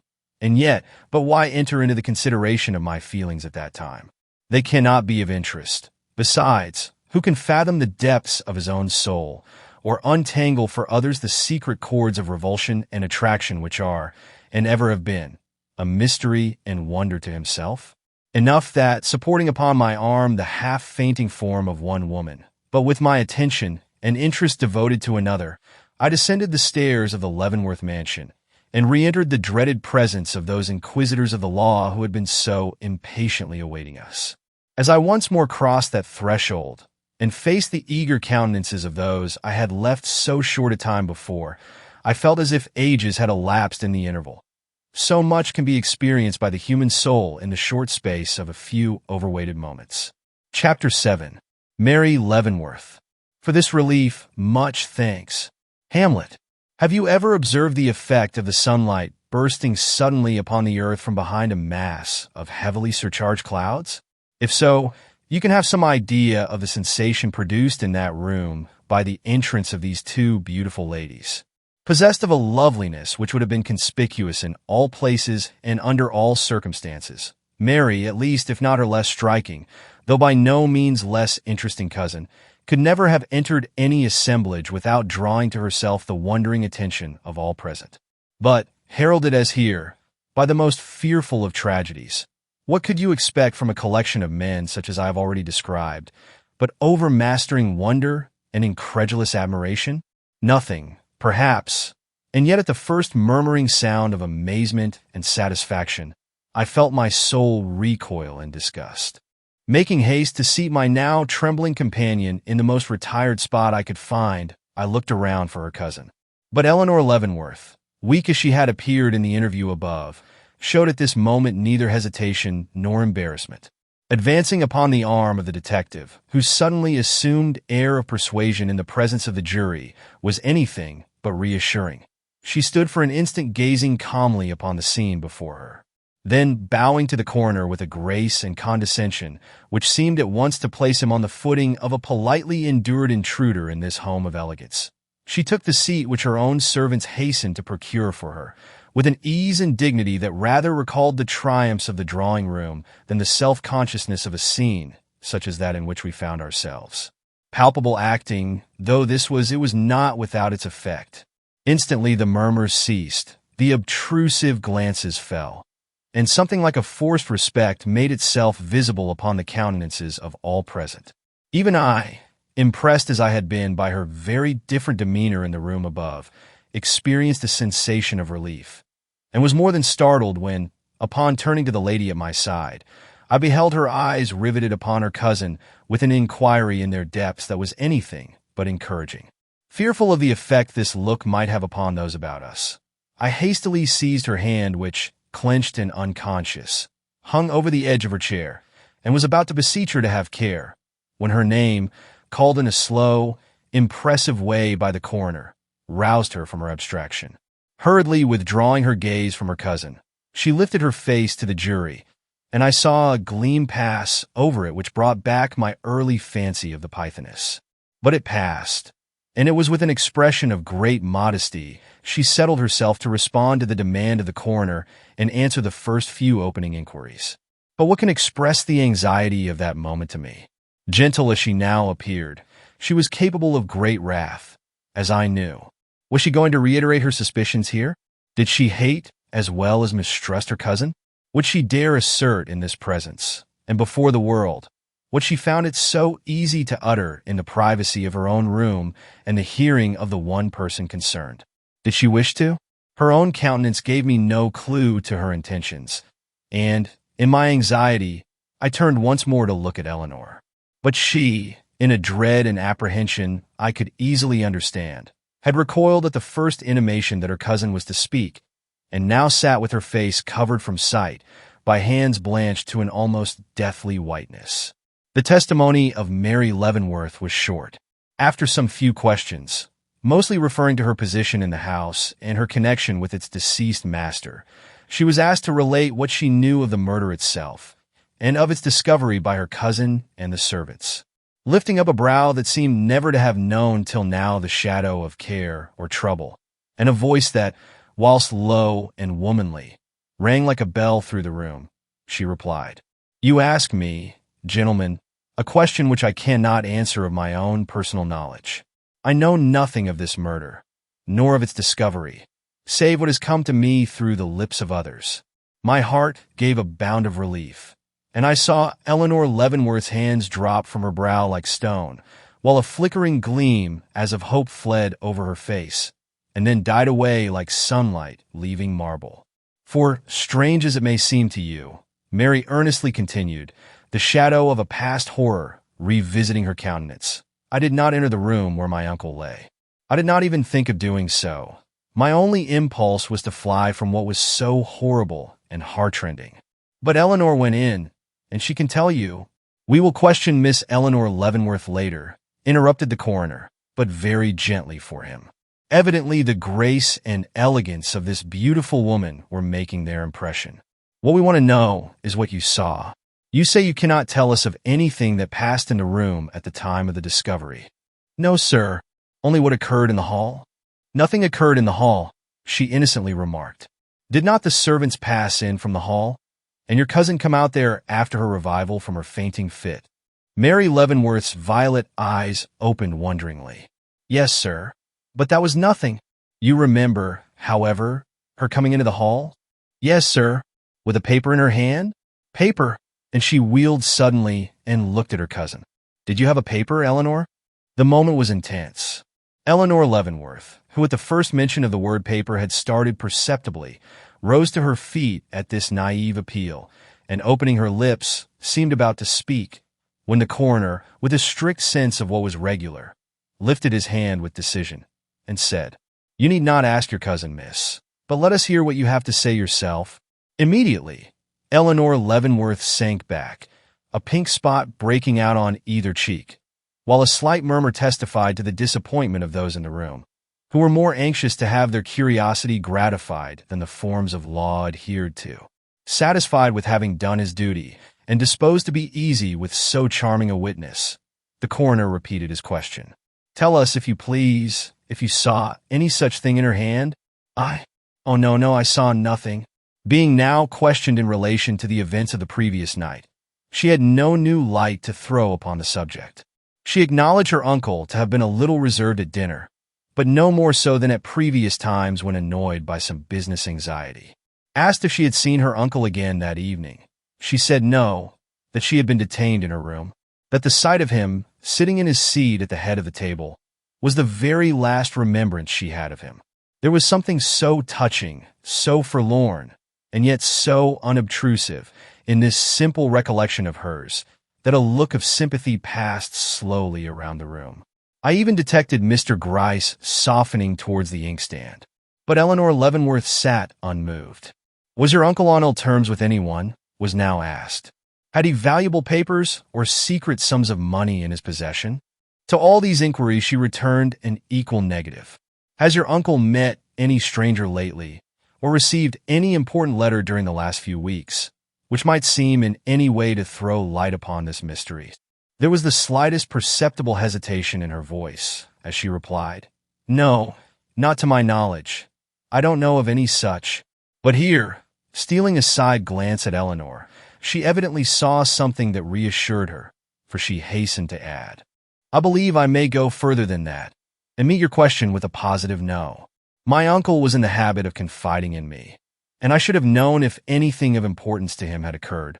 Questioned in regard to Hannah, she gave that person the best of characters, knew of nothing which could have led either to her strange disappearance or to her connection with crime, could not say whether she kept any company or had any visitors, only knew that no one with any such pretensions came to the house. Finally, when asked when she had last seen the pistol which Mr. Leavenworth always kept in his stand drawer, she returned, not since the day he bought it, Eleanor, and not herself, having the charge of her uncle's apartments. It was the only thing she had said which, even to a mind freighted like mine, would seem to point to any private doubt or secret suspicion, and this, uttered in the careless manner in which it was, would have passed without comment if Eleanor herself had not directed at that moment a very much aroused and inquiring look upon the speaker. But it was time for the inquisitive juror to make himself heard again. Edging to the brink of the chair, he drew in his breath, with a vague awe of Mary's beauty, almost ludicrous to see, and asked if she had properly considered what she had just said. I hope, sir, I consider all I am called upon to say at such a time as this, was her earnest reply. The little juror drew back, and I looked to see her examination terminate, when suddenly his ponderous colleague of the watch chain, catching the young lady's eye, inquired, Miss Leavenworth, did your uncle ever make a will? Instantly, every man in the room was in arms, and even she could not prevent the slow blush of injured pride from springing to her cheek. But her answer was given firmly, and without any show of resentment. Yes, sir, she returned simply. More than one? I never heard of but one. Are you acquainted with the contents of that will? I am. He made no secret of his intentions to any one. The juryman lifted his eyeglass and looked at her. Her grace was little to him, or her beauty, or her elegance. Perhaps, then, you can tell me who is the one most likely to be benefited by his death? The brutality of this question was too marked to pass unchallenged. Not a man in that room, myself included, but frowned with sudden disapprobation. But Mary Leavenworth, drawing herself up, looked her interlocutor calmly in the face, and restrained herself to say, "I know who would be the greatest losers by it. The children he took to his bosom in their helplessness and sorrow. The young girls he enshrined with the halo of his love and protection, when love and protection were what their immaturity most demanded. The women who looked to him for guidance when childhood and youth were past. These, sir, these are the ones to whom his death is a loss, in comparison to which all others which may hereafter befall them must ever seem trivial and unimportant." It was a noble reply to the basest of insinuations, and the juryman drew back rebuked. But here another of them, one who had not spoken before, but whose appearance was not only superior to the rest, but also almost imposing in its gravity, leaned from his seat and in a solemn voice said, "Miss Leavenworth, the human mind cannot help forming impressions. Now have you, with or without reason, felt at any time conscious of a suspicion pointing towards any one person as the murderer of your uncle?" It was a frightful moment. To me and to one other, I am sure it was not only frightful but agonizing. Would her courage fail? Would her determination to shield her cousin remain firm in the face of duty and at the call of probity? I dared not hope it. But Mary Leavenworth, rising to her feet, looked judge and jury calmly in the face, and without raising her voice, giving it an indescribably clear and sharp intonation, replied, "No, I have neither suspicion nor reason for any. The assassin of my uncle is not only entirely unknown to, but completely unsuspected by me." It was like the removal of a stifling pressure. Amid a universal outgoing of the breath, Mary Leavenworth stood aside, and Eleanor was called in her place. Chapter 8. Circumstantial Evidence. Oh, dark, dark, dark. And now that the interest was at its height, that the veil which shrouded this horrible tragedy seemed about to be lifted, if not entirely withdrawn, I felt a desire to fly the scene, to leave the spot, to know no more. Not that I was conscious of any particular fear of this woman betraying herself. The cold steadiness of her now fixed and impassive countenance was sufficient warranty in itself against the possibility of any such catastrophe. But if, indeed, the suspicions of her cousin were the offspring, not only of hatred, but of knowledge, if that face of beauty was in truth only a mask, and Eleanor Leavenworth was what the words of her cousin, and her own after behavior would seem to imply, how could I bear to sit there and see the frightful serpent of deceit and sin evolve itself from the bosom of this white rose? And yet, such is the fascination of uncertainty that, although I saw something of my own feelings reflected in the countenances of many about me, not a man in all that assemblage showed any disposition to depart, I least of all. The coroner, upon whom the blonde loveliness of Mary had impressed itself to Eleanor's apparent detriment, was the only one in the room who showed himself unaffected at this moment. Turning toward the witness with a look which, while respectful, had a touch of austerity in it, he began, "You have been an intimate of Mr. Leavenworth's family from childhood, they tell me, Miss Leavenworth?" "From my 10th year," was her quiet reply. It was the first time I had heard her voice, and it surprised me. It was so like, and yet so unlike, that of her cousin. Similar in tone, it lacked its expressiveness, if I may so speak, sounding without vibration on the ear, and ceasing without an echo. "Since that time you have been treated like a daughter, they tell me." "Yes, sir, like a daughter indeed. He was more than a father to both of us.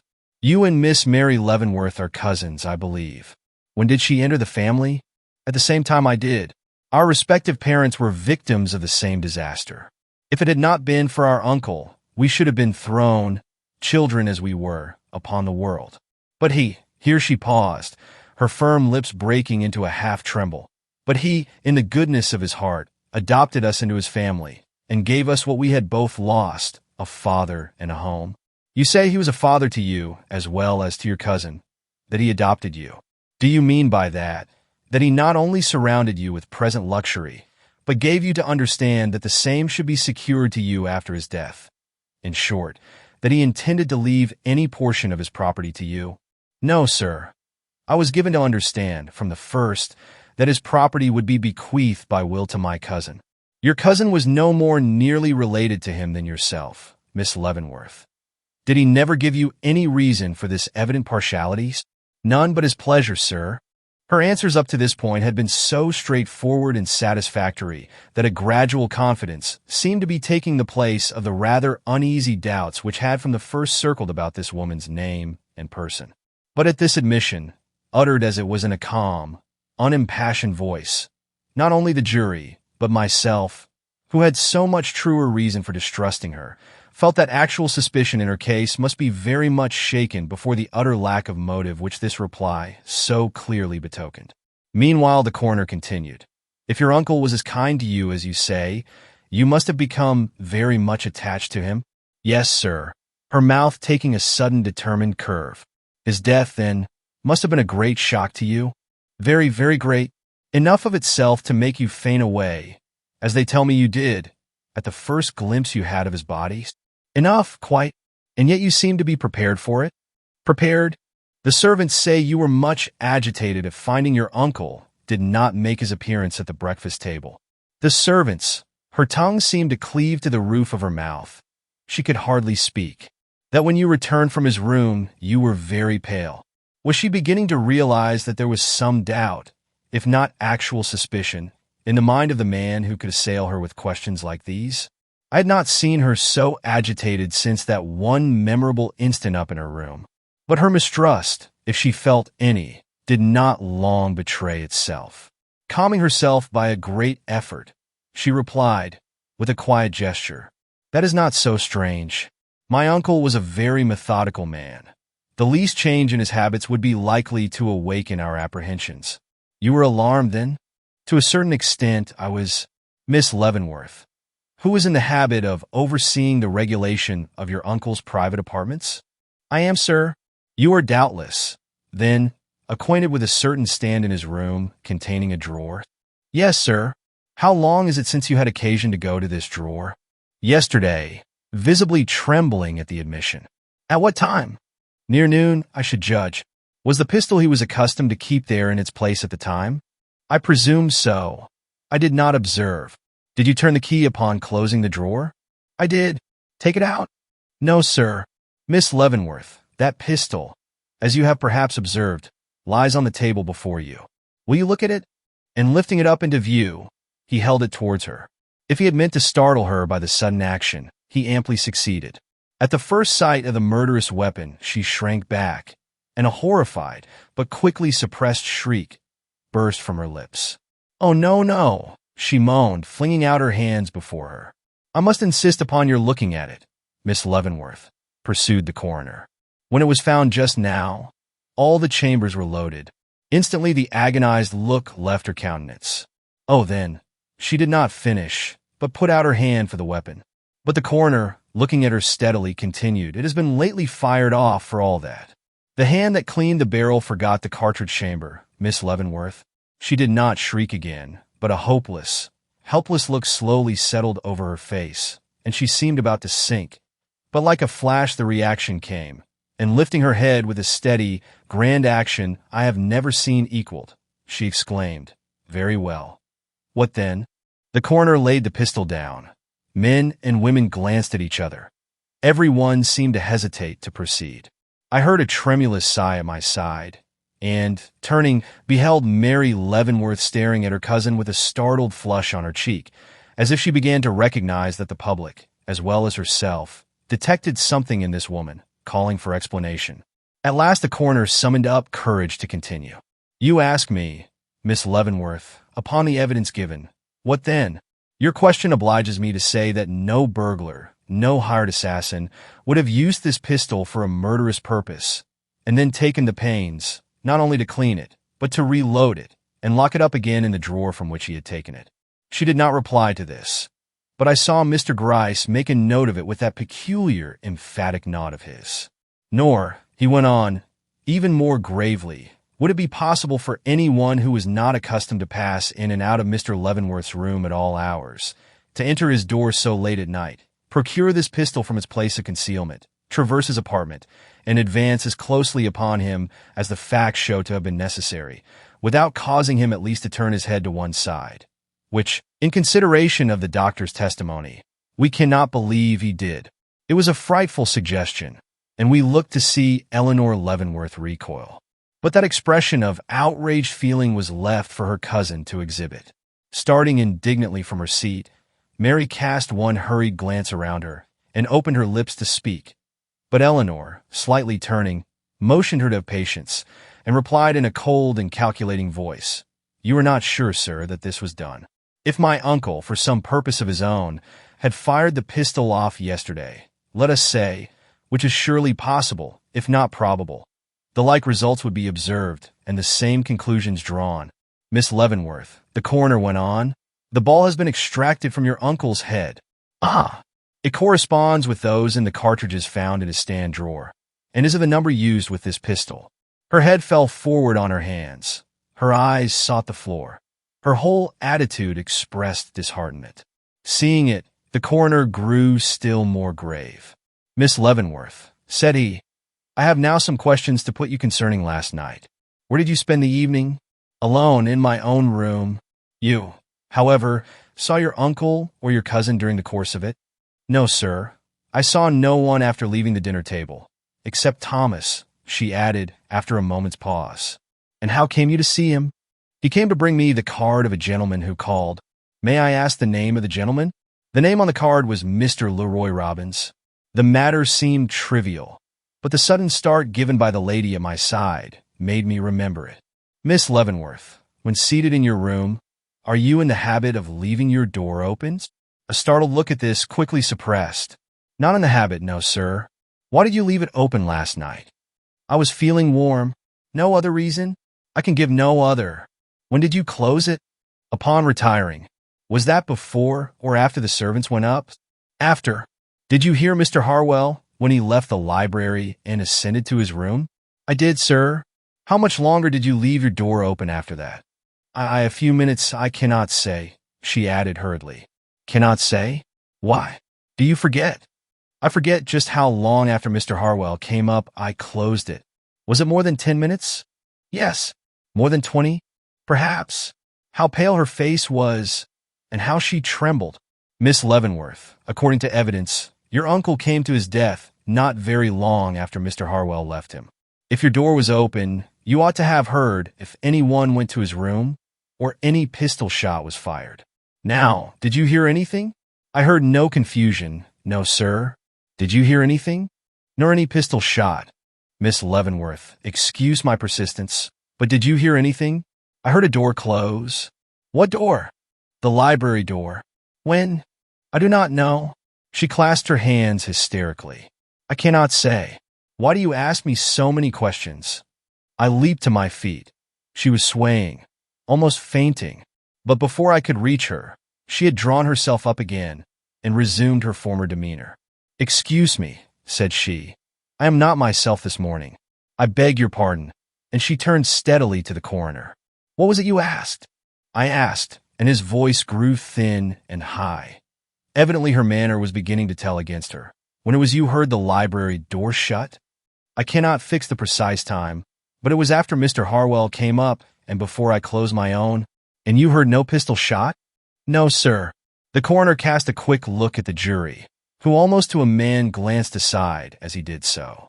"Miss Leavenworth, we are told that Hannah, one of the servants, started for your room late last night after some medicine. Did she come there?" "No, sir." "When did you first learn of her remarkable disappearance from this house during the night?" "This morning before breakfast. Molly met me in the hall and asked how Hannah was. I thought the inquiry a strange one, and naturally questioned her. A moment's talk made the conclusion plain that the girl was gone." "What did you think when you became assured of this fact?" "I did not know what to think." "No suspicion of foul play crossed your mind?" "No, sir." "You did not connect the fact with that of your uncle's murder?" "I did not know of this murder then." "And afterwards?" "Oh, some thought of the possibility of her knowing something about it may have crossed my mind. I cannot say." "Can you tell us anything of this girl's past history?" "I can tell you no more in regard to it than my cousin has done." "Do you not know what made her sad at night?" Her cheek flushed angrily. Was it at his tone, or at the question itself? "No, sir." "She never confided her secrets to my keeping. Then you cannot tell us where she would be likely to go upon leaving this house?" "Certainly not." "Miss Leavenworth, we are obliged to put another question to you. We are told it was by your order your uncle's body was removed from where it was found, into the next room. She bowed her head. Didn't you know it to be improper for you or anyone else to disturb the body of a person found dead, except in the presence and under the authority of the proper officers? I did not consult my knowledge, sir, in regard to the subject. Only my feelings. Then I suppose it was your feelings which prompted you to remain standing by the table at which he was murdered, instead of following the body in and seeing it properly deposited? Or perhaps, he went on, with relentless sarcasm, you were too much interested just then in the piece of paper you took away to think much of the proprieties of the occasion? Paper, lifting her head with determination. Who says I took a piece of paper from the table?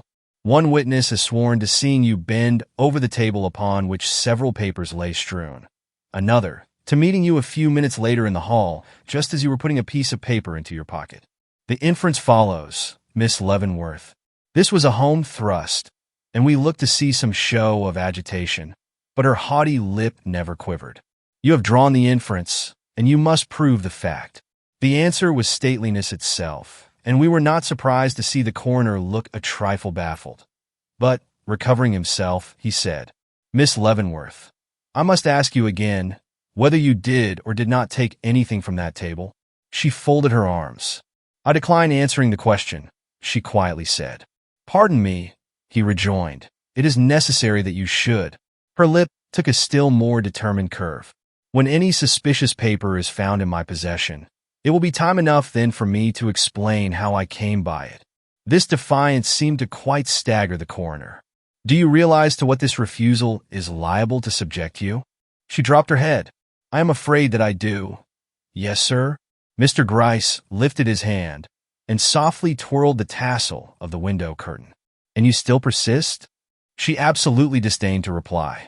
The coroner did not press it further.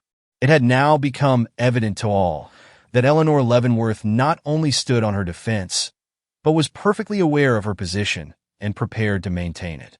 Even her cousin, who until now had preserved some sort of composure, began to show signs of strong and uncontrollable agitation, as if she found it one thing to utter an accusation herself, and quite another to see it mirrored in the countenances of the men about her.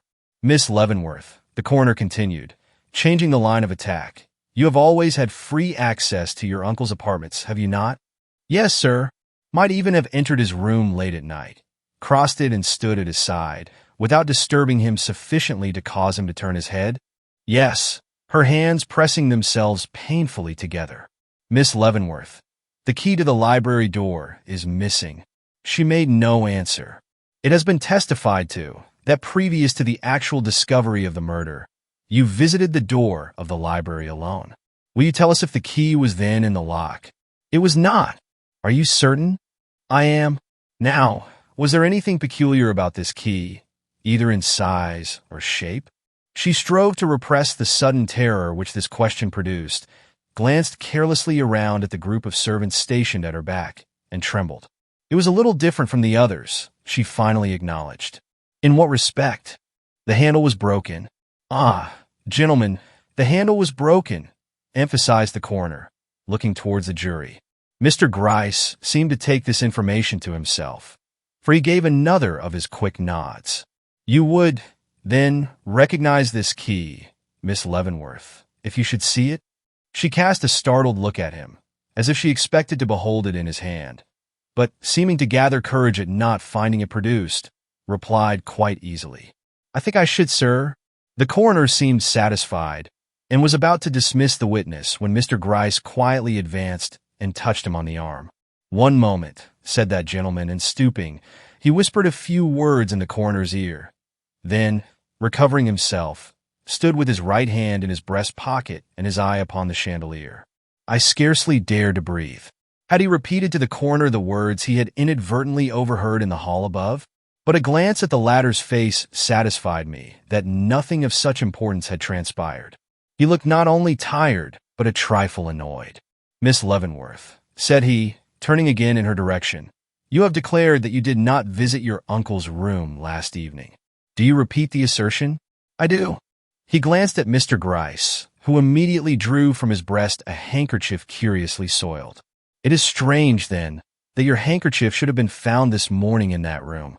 The girl uttered a cry. Then, while Mary's face hardened into a sort of strong despair, Eleanor tightened her lips and coldly replied, "I do not see as it is so very strange. I was in that room early this morning." "And you dropped it then?" A distressed blush crossed her face. She did not reply. "Soiled in this way?" he went on. "I know nothing about the soil. What is it? Let me see." "In a moment. What we now wish is to know how it came to be in your uncle's apartment. There are many ways. I might have left it there days ago. I have told you I was in the habit of visiting his room. But first, let me see if it is my handkerchief." And she held out her hand. "I presume so, as I am told it has your initials embroidered in the corner," he remarked as Mr. Gryce passed it to her. But she, with horrified voice, interrupted him. "These dirty spots, what are they?" "They look like—" "What they are," said the coroner. "If you have ever cleaned a pistol, you must know what they are, Miss Leavenworth." She let the handkerchief fall convulsively from her hand and stood staring at it, lying before her on the floor. "I know nothing about it, gentlemen," she said. "It is my handkerchief," but for some cause she did not finish her sentence, but again repeated, "Indeed, gentlemen, I know nothing about it." This closed her testimony. Kate, the cook, was now recalled and asked to tell when she last washed the handkerchief. "This, sir, this handkerchief? Oh, sometime this week, sir," throwing a deprecatory glance at her mistress. "What day?" "Well, I wish I could forget, Miss Eleanor, but I can't. It is the only one like it in the house. I washed it day before yesterday." "When did you iron it?" "Yesterday morning," half choking over the words. "And when did you take it to her room?" The cook threw her apron over her head. "Yesterday afternoon with the rest of the clothes, just before dinner." "Indeed, I could not help it, Miss Eleanor," she whispered. "It was the truth." Eleanor Leavenworth frowned. This somewhat contradictory evidence had very sensibly affected her. And when, a moment later, the coroner, having dismissed the witness, turned towards her and inquired if she had anything further to say in the way of explanation or otherwise, she threw her hands up almost spasmodically, slowly shook her head, and, without word or warning, fainted quietly away in her chair. A commotion, of course, followed, during which I noticed that Mary did not hasten to her cousin, but left it for Molly and Kate to do what they could toward her resuscitation. In a few moments this was in so far accomplished that they were enabled to lead her from the room. As they did so, I observed a tall man rise and follow her out. A momentary silence ensued, soon broken, however, by an impatient stir as our little juryman rose and proposed that the jury should now adjourn for the day. This seeming to fall in with the coroner's views, he announced that the inquest would stand adjourned till 3 o'clock the next day, when he trusted all the jurors would be present. A general rush followed, that in a few minutes emptied the room of all but Miss Leavenworth, Mr. Gryce, and myself. Chapter 9. A Discovery. His rolling eyes did never rest in place, but walked each where for fear of hid mischance, holding a laddie's still before his pace, through which he still did peep as forward he did pace. Fairy Queen, Miss Leavenworth, who appeared to have lingered from a vague terror of everything and everybody in the house not under her immediate observation, shrank from my side the moment she found herself left comparatively alone, and, retiring to a distant corner, gave herself up to grief.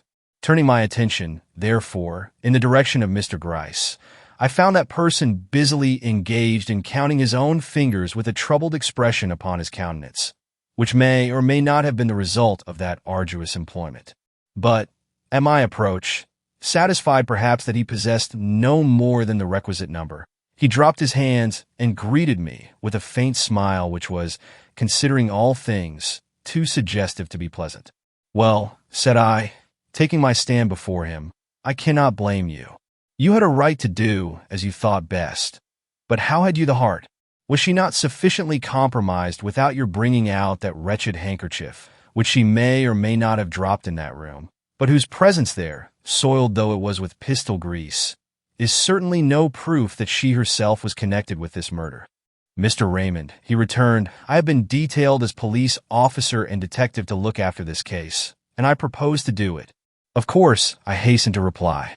"I am the last man to wish you to shirk your duty.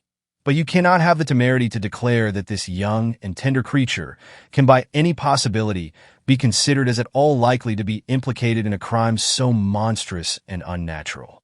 The mere assertion of another woman's suspicions on the subject ought not. But here Mr. Gryce interrupted me. You talk when your attention should be directed to more important matters. That other woman, as you are pleased to designate the fairest ornament of New York society, sits over there in tears. Go and comfort her. Looking at him in amazement, I hesitated to comply, but, seeing he was in earnest, crossed to Mary Leavenworth and sat down by her side. She was weeping, but in a slow, unconscious way, as if grief had been mastered by fear. The fear was too undisguised, and the grief too natural for me to doubt the genuineness of either. Miss Leavenworth, said I, any attempt at consolation on the part of a stranger must seem at a time like this the most bitter of mockeries. But do try and consider that circumstantial evidence is not always absolute proof. Starting with surprise, she turned her eyes upon me with a slow, comprehensive gaze wonderful to see in orbs so tender and womanly. No, she repeated, circumstantial evidence is not absolute proof, but Eleanor does not know this. She is so intense. She cannot see but one thing at a time. She has been running her head into a noose, and pausing, she clutched my arm with a passionate grasp. Do you think there is any danger? She could not go on. Miss Leavenworth, I protested, with a warning look toward the detective. What do you mean? Like a flash, her glance followed mine, an instant change taking place in her bearing. Your cousin may be intense, I went on, as if nothing had occurred, but I do not know to what you refer when you say she has been running her head into a noose. I mean this, she firmly returned, that wittingly or unwittingly, she has so parried and met the questions which have been put to her in this room that any one listening to her would give her the credit of knowing more than she ought to of this horrible affair. She acts, Mary whispered, but not so low but that every word could be distinctly heard in all quarters of the room, as if she were anxious to conceal something. But she is not. I am sure she is not. Eleanor and I are not good friends, but all the world can never make me believe she has any more knowledge of this murder than I have. Won't somebody tell her, then, won't you, that her manner is a mistake, that it is calculated to arouse suspicion, that it has already done so? And don't forget to add, her voice sinking to a decided whisper now, what you have just repeated to me, that circumstantial evidence is not always absolute proof. I surveyed her with great astonishment. What an actress this woman was! You request me to tell her this, said I. Wouldn't it be better for you to speak to her yourself? Eleanor and I hold little or no confidential communication, she replied. I could easily believe this, and yet I was puzzled. Indeed, there was something incomprehensible in her whole manner. Not knowing what else to say, I remarked, that is unfortunate. She ought to be told that the straightforward course is the best by all means. Mary Leavenworth only wept. Oh, why has this awful trouble come to me, who have always been so happy before? Perhaps for the very reason that you have always been so happy. It was not enough for dear uncle to die in this horrible manner, but she, my own cousin, had to. I touched her arm, and the action seemed to recall her to herself. Stopping short, she bit her lip. Miss Leavenworth, I whispered, you should hope for the best. Besides, I honestly believe you to be disturbing yourself unnecessarily. If nothing fresh transpires, a mere prevarication or so of your cousin's will not suffice to injure her. I said this to see if she had any reason to doubt the future. I was amply rewarded. Anything fresh? How could there be anything fresh when she is perfectly innocent? Suddenly, a thought seemed to strike her. Wheeling round in her seat till her lovely, perfumed wrapper brushed my knee, she asked, why didn't they ask me more questions? I could have told them Eleanor never left her room last night. You could? What was I to think of this woman?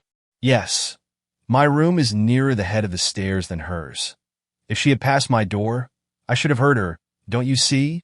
Ah, that was all. That does not follow, I answered sadly. Can you give no other reason? I would say whatever was necessary, she whispered. I started back. Yes, this woman would lie now to save her cousin, had lied during the inquest. But then I felt grateful, and now I was simply horrified. Miss Leavenworth, said I, nothing can justify one in violating the dictates of his own conscience, not even the safety of one we do not altogether love. No, she returned, and her lip took a tremulous curve, the lovely bosom heaved, and she softly looked away. If Eleanor's beauty had made less of an impression on my fancy, or her frightful situation awakened less anxiety in my breast, I should have been a lost man from that moment. I did not mean to do anything very wrong, Miss Leavenworth continued. Do not think too badly of me. No, no, said I, and there is not a man living who would not have said the same in my place. What more might have passed between us on this subject I cannot say, for just then the door opened and a man entered whom I recognized as the one who had followed Eleanor Leavenworth out a short time before. Mr. Gryce, said he, pausing just inside the door. A word, if you please. The detective nodded, but did not hasten towards him. Instead of that, he walked deliberately away to the other end of the room, where he lifted the lid of an inkstand he saw there, muttered some unintelligible words into it, and speedily shut it again. Immediately the uncanny fancy seized me that if I should leap to that inkstand, open it and peer in, I should surprise and capture the bit of confidence he had entrusted to it. But I restrained my foolish impulse, and contented myself with noting the subdued look of respect with which the gaunt subordinate watched the approach of his superior. Well, inquired the latter as he reached him. What now? The man shrugged his shoulders and drew his principal through the open door.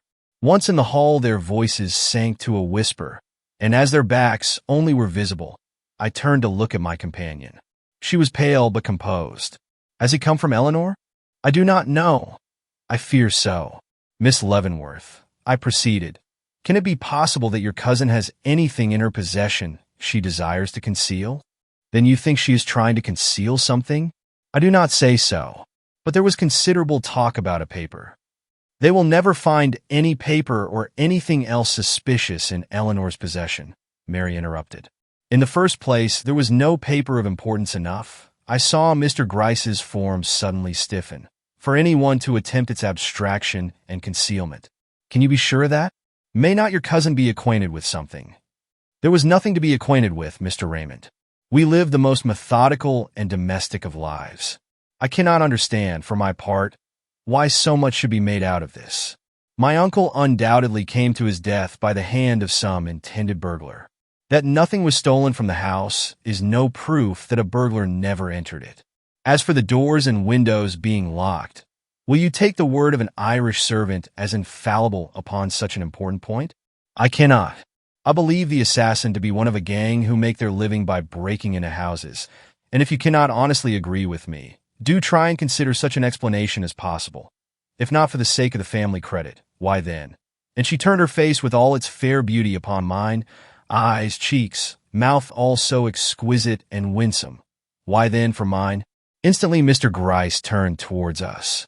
Mr. Raymond, will you be kind enough to step this way? Glad to escape from my present position, I hastily obeyed. What has happened? I asked. We propose to take you into our confidence, was the easy response. Mr. Raymond, Mr. Fobbs. I bowed to the man I saw before me, and stood uneasily waiting. Anxious as I was to know what we really had to fear, I still intuitively shrank from any communication with one whom I looked upon as a spy. A matter of some importance, resumed the detective. It is not necessary for me to remind you that it is in confidence, is it? No, I thought not. Mr. Fobbs, you may proceed. Instantly the whole appearance of the man Fobbs changed. Assuming an expression of lofty importance, he laid his large hand outspread upon his heart and commenced.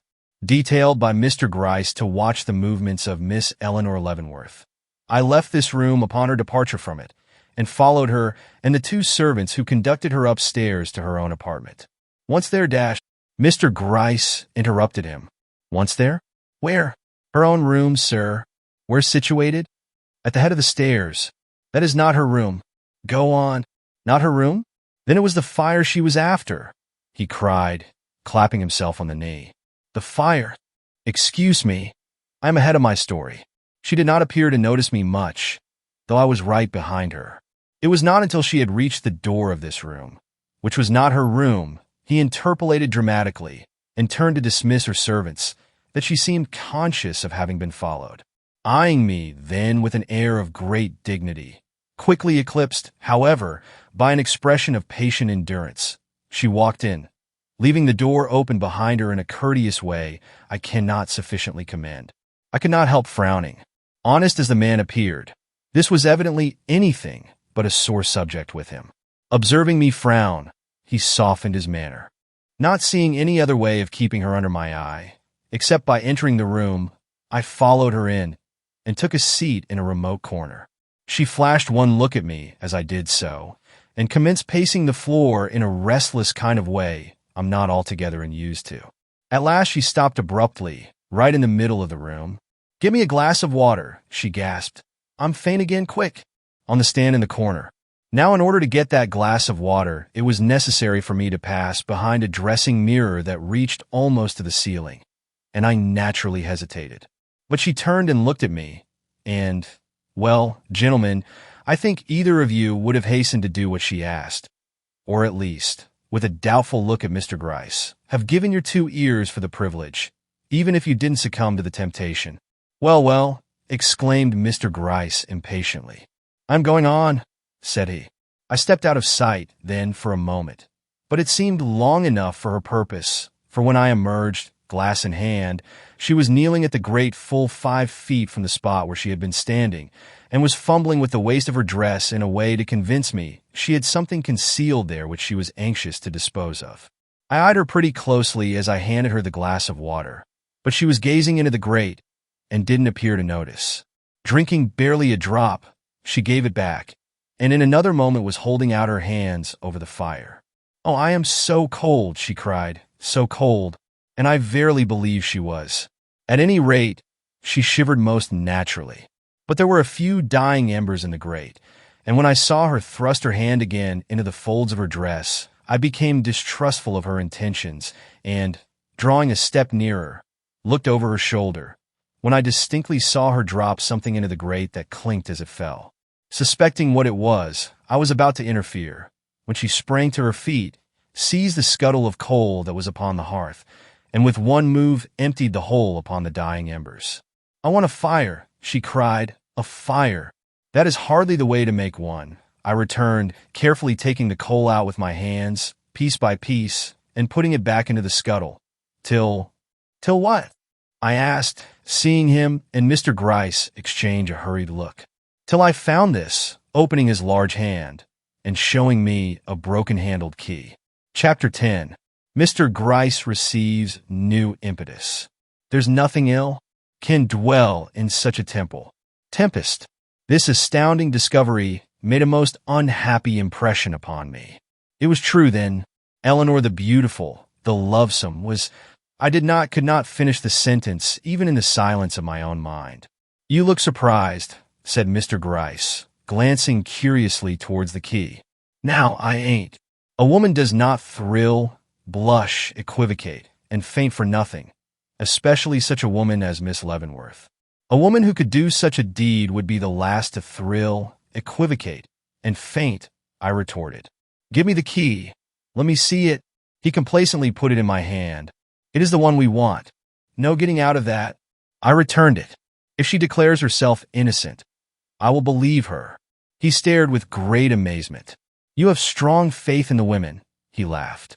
"I hope they will never disappoint you." I had no reply for this, and a short silence ensued, first broken by Mr. Gryce. "There is but one thing left to do," said he. "Fobbs, you will have to request Miss Leavenworth to come down. Do not alarm her. Only see that she comes. To the reception room," he added, as the man drew off.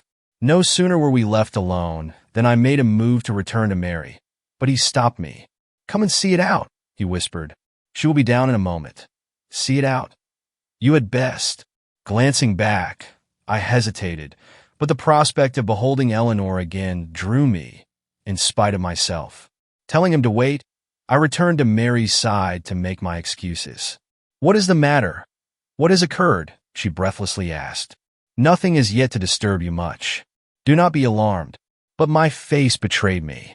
"There is something," said she. "Your cousin is coming down." Down here?" And she shrank visibly. "No, to the reception room. I do not understand. It is all dreadful, and no one tells me anything. I pray God there may be nothing to tell. Judging from your present faith in your cousin, there will not be.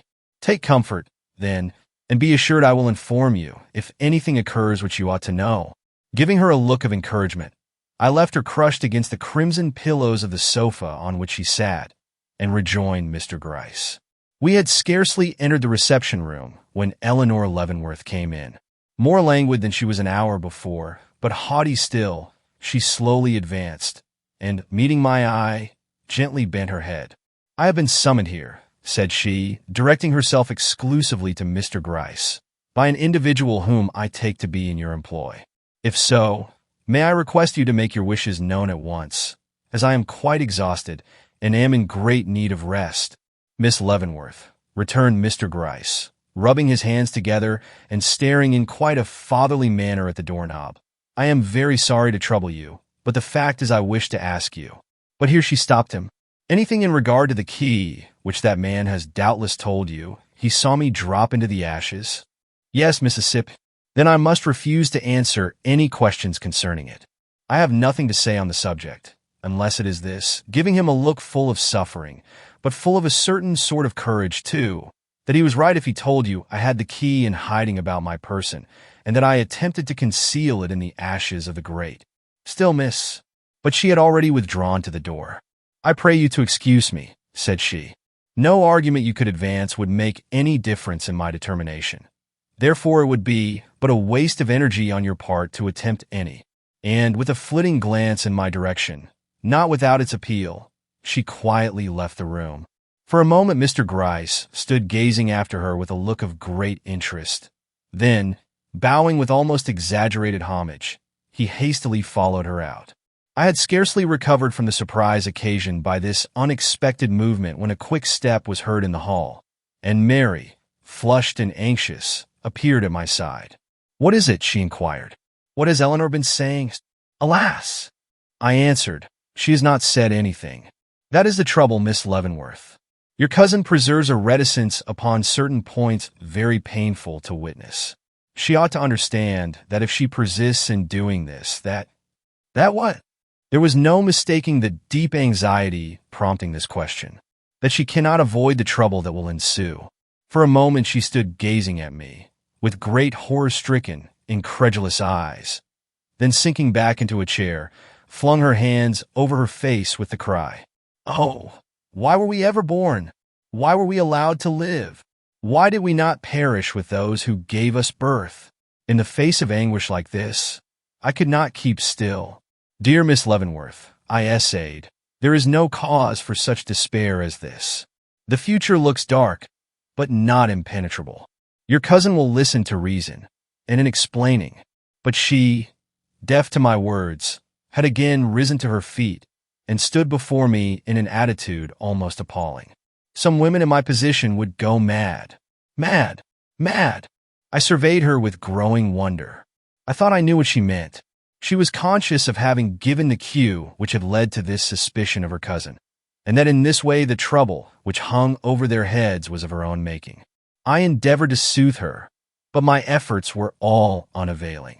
Absorbed in her own anguish, she paid but little attention to me. Satisfied at last that I could do nothing more for her, I turned to go. The movement seemed to arouse her. "I am sorry to leave," said I, "without having afforded you any comfort. Believe me, I am very anxious to assist you. Is there no one I can send to your side? No woman friend or relative? It is sad to leave you alone in this house at such a time. And do you expect me to remain here? Why, I should die here tonight." And the long shudders shook her very frame. "It is not at all necessary for you to do so, Miss Leavenworth," broke in a bland voice over our shoulders. I turned with a start. Mr. Gryce was not only at our back, but had evidently been there for some moments. Seated near the door, one hand in his pocket, the other caressing the arm of his chair, he met our gaze with a sidelong smile that seemed at once to beg pardon for the intrusion, and to assure us it was made with no unworthy motive. "Everything will be properly looked after, miss. You can leave with perfect safety I expected to see her resent this interference, but instead of that, she manifested a certain satisfaction in beholding him there. Drawing me to one side, she whispered, "You think this Mr. Gryce very clever, do you not?" "Well," I cautiously replied, "he ought to be to hold the position he does." The authorities evidently repose great confidence in him. Stepping from my side as suddenly as she had approached it, she crossed the room and stood before Mr. Gryce. "Sir," said she, gazing at him with a glance of entreaty, "I hear you have great talents, that you can ferret out the real criminal from a score of doubtful characters, and that nothing can escape the penetration of your eye. If this is so, have pity on two orphan girls, suddenly bereft of their guardian and protector, and use your acknowledged skill in finding out who has committed this crime. It would be folly in me to endeavor to hide from you that my cousin in her testimony has given cause for suspicion, but I here declare her to be as innocent of wrong as I am, and I am only endeavoring to turn the eye of justice from the guiltless to the guilty when I entreat you to look elsewhere for the culprit who committed this deed." Pausing, she held her two hands out before him. "It must have been some common burglar or desperado. Can you not bring him, then, to justice?" Her attitude was so touching, her whole appearance so earnest and appealing, that I saw Mr. Gryce's countenance brim with suppressed emotion, though his eye never left the coffee urn upon which it had fixed itself at her first approach. "You must find out, you can," she went on. "Hannah, the girl who is gone, must know all about it. Search for her, ransack the city, do anything. My property is at your disposal. I will offer a large reward for the detection of the burglar who did this deed." Mr. Gryce slowly rose. "Miss Leavenworth," he began, and stopped. The man was actually agitated. "Miss Leavenworth, I did not need your very touching appeal to incite me to my utmost duty in this case. Personal and professional pride were in themselves sufficient. But, since you have honored me with this expression of your wishes, I will not conceal from you that I shall feel a certain increased interest in the affair from this hour. What mortal man can do, I will do, and if in 1 month from this day I do not come to you for my reward, Ebenezer Gryce is not the man I have always taken him to be. And Eleanor? We will mention no names," said he, gently waving his hand to and fro. A few minutes later, I left the house with Miss Leavenworth, she having expressed a wish to have me accompany her to the home of her friend, Mrs. Gilbert, with whom she had decided to take refuge. As we rolled down the street in the carriage Mr. Gryce had been kind enough to provide for us, I noticed my companion cast a look of regret behind her, as if she could not help feeling some compunctions at this desertion of her cousin. But this expression was soon changed for the alert look of one who dreads to see a certain face start up from some unknown quarter. Glancing up and down the street, peering furtively into doorways as we passed, starting and trembling if a sudden figure appeared on the curbstone, she did not seem to breathe with perfect ease till we had left the avenue behind us and entered upon 37th Street. Then, all at once her natural color returned, and, leaning gently toward me, she asked if I had a pencil and piece of paper I could give her. I fortunately possessed both. Handing them to her, I watched her with some little curiosity while she wrote 2 or 3 lines, wondering she could choose such a time and place for the purpose. "A little note I wish to send," she explained, glancing at the almost illegible scrawl with an expression of doubt. "Couldn't you stop the carriage a moment while I direct it?" I did so, and in another instant the leaf which I had torn from my notebook was folded, directed, and sealed with a stamp which she had taken from her own pocketbook. "That is a crazy-looking epistle," she muttered as she laid it, direction downwards, in her lap. "Why not wait, then, till you arrive at your destination, where you can seal it properly, and direct it at your leisure? Because I am in haste. I wish to mail it now. Look, there is a box on the corner. Please ask the driver to stop once more. Shall I not post it for you?" I asked, holding out my hand, but she shook her head, and, without waiting for my assistance, opened the door on her own side of the carriage and leaped to the ground. Even then she paused to glance up and down the street, before venturing to drop her hastily written letter into the box. But when it had left her hand, she looked brighter and more hopeful than I had yet seen her. And when, a few moments later, she turned to bid me good-bye in front of her friend's house, it was with almost a cheerful air she put out her hand, and entreated me to call on her the next day and inform her how the inquest progressed. I shall not attempt to disguise from you the fact that I spent all that long evening in going over the testimony given at the inquest, endeavoring to reconcile what I had heard with any other theory than that of Eleanor's guilt. Taking a piece of paper, I jotted down the leading causes of suspicion as follows. 1.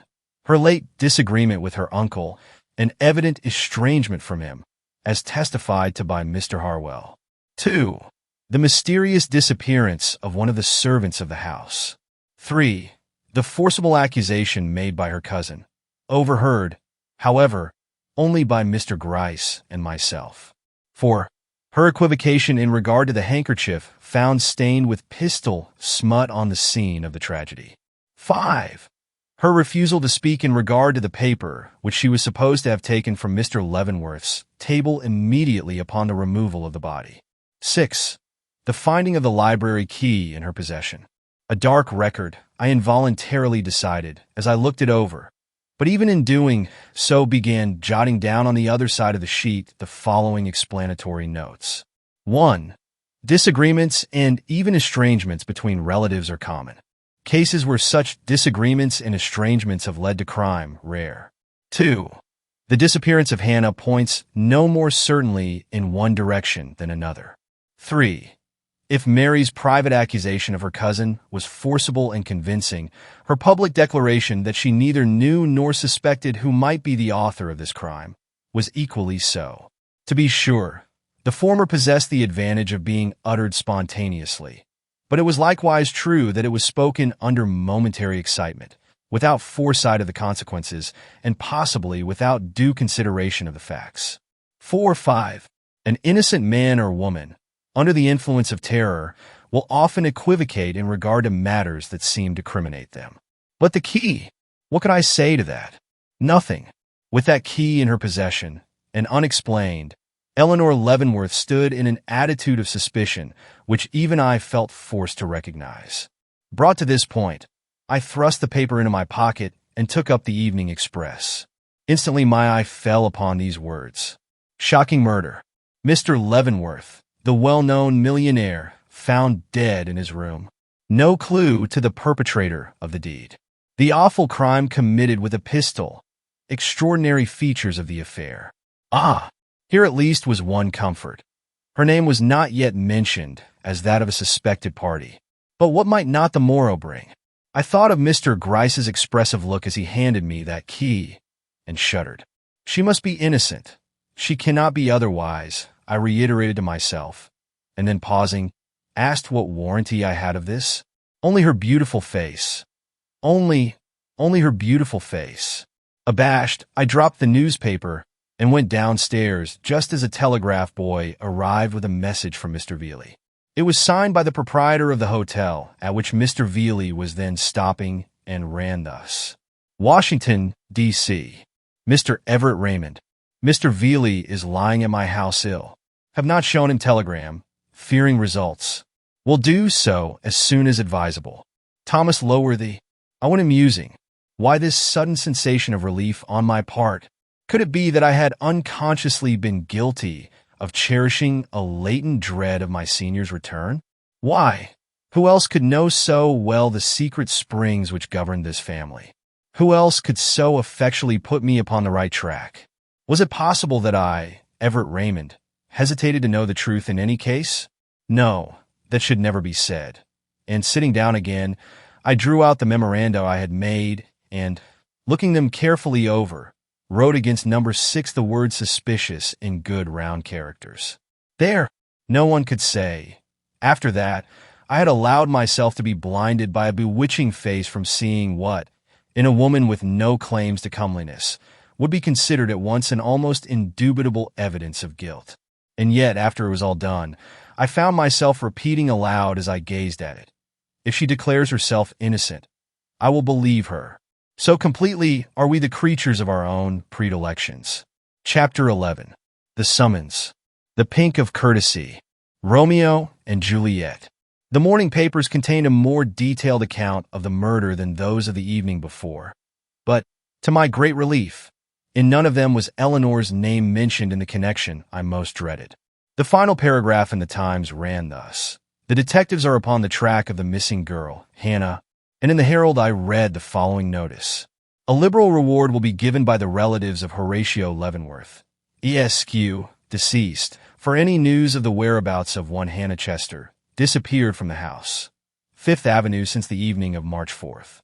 Said girl was of Irish extraction, in age about 25, and may be known by the following characteristics: form tall and slender, hair dark brown with a tinge of red, complexion fresh, features delicate and well-made, hands small, but with the fingers much pricked by the use of the needle, feet large, and of a coarser type than the hands.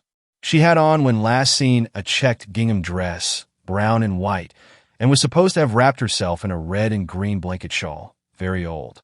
Beside the above distinctive marks, she had upon her right hand wrist the scar of a large burn, also a pit or two of smallpox upon the left temple." This paragraph turned my thoughts in a new direction.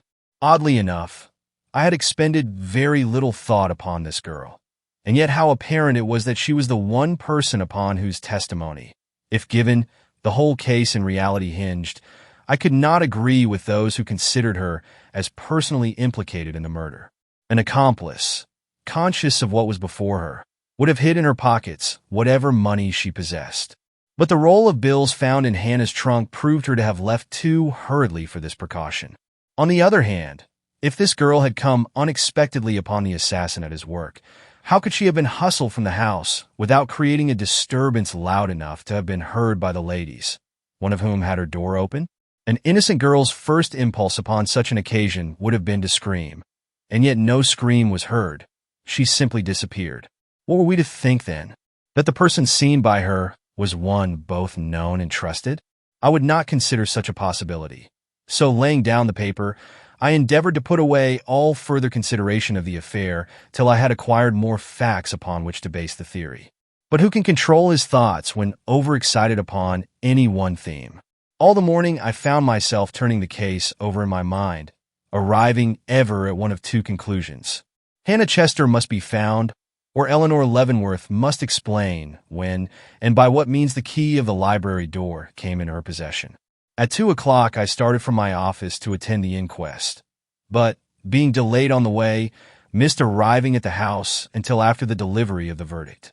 This was a disappointment to me, especially as by these means I lost the opportunity of seeing Eleanor Leavenworth, she having retired to her room immediately upon the dismissal of the jury.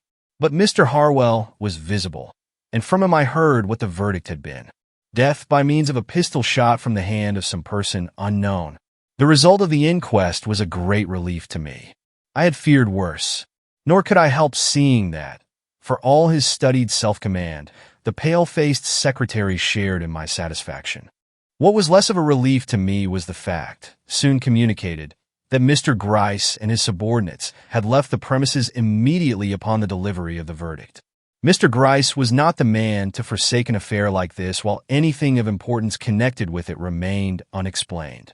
Could it be he meditated any decisive action?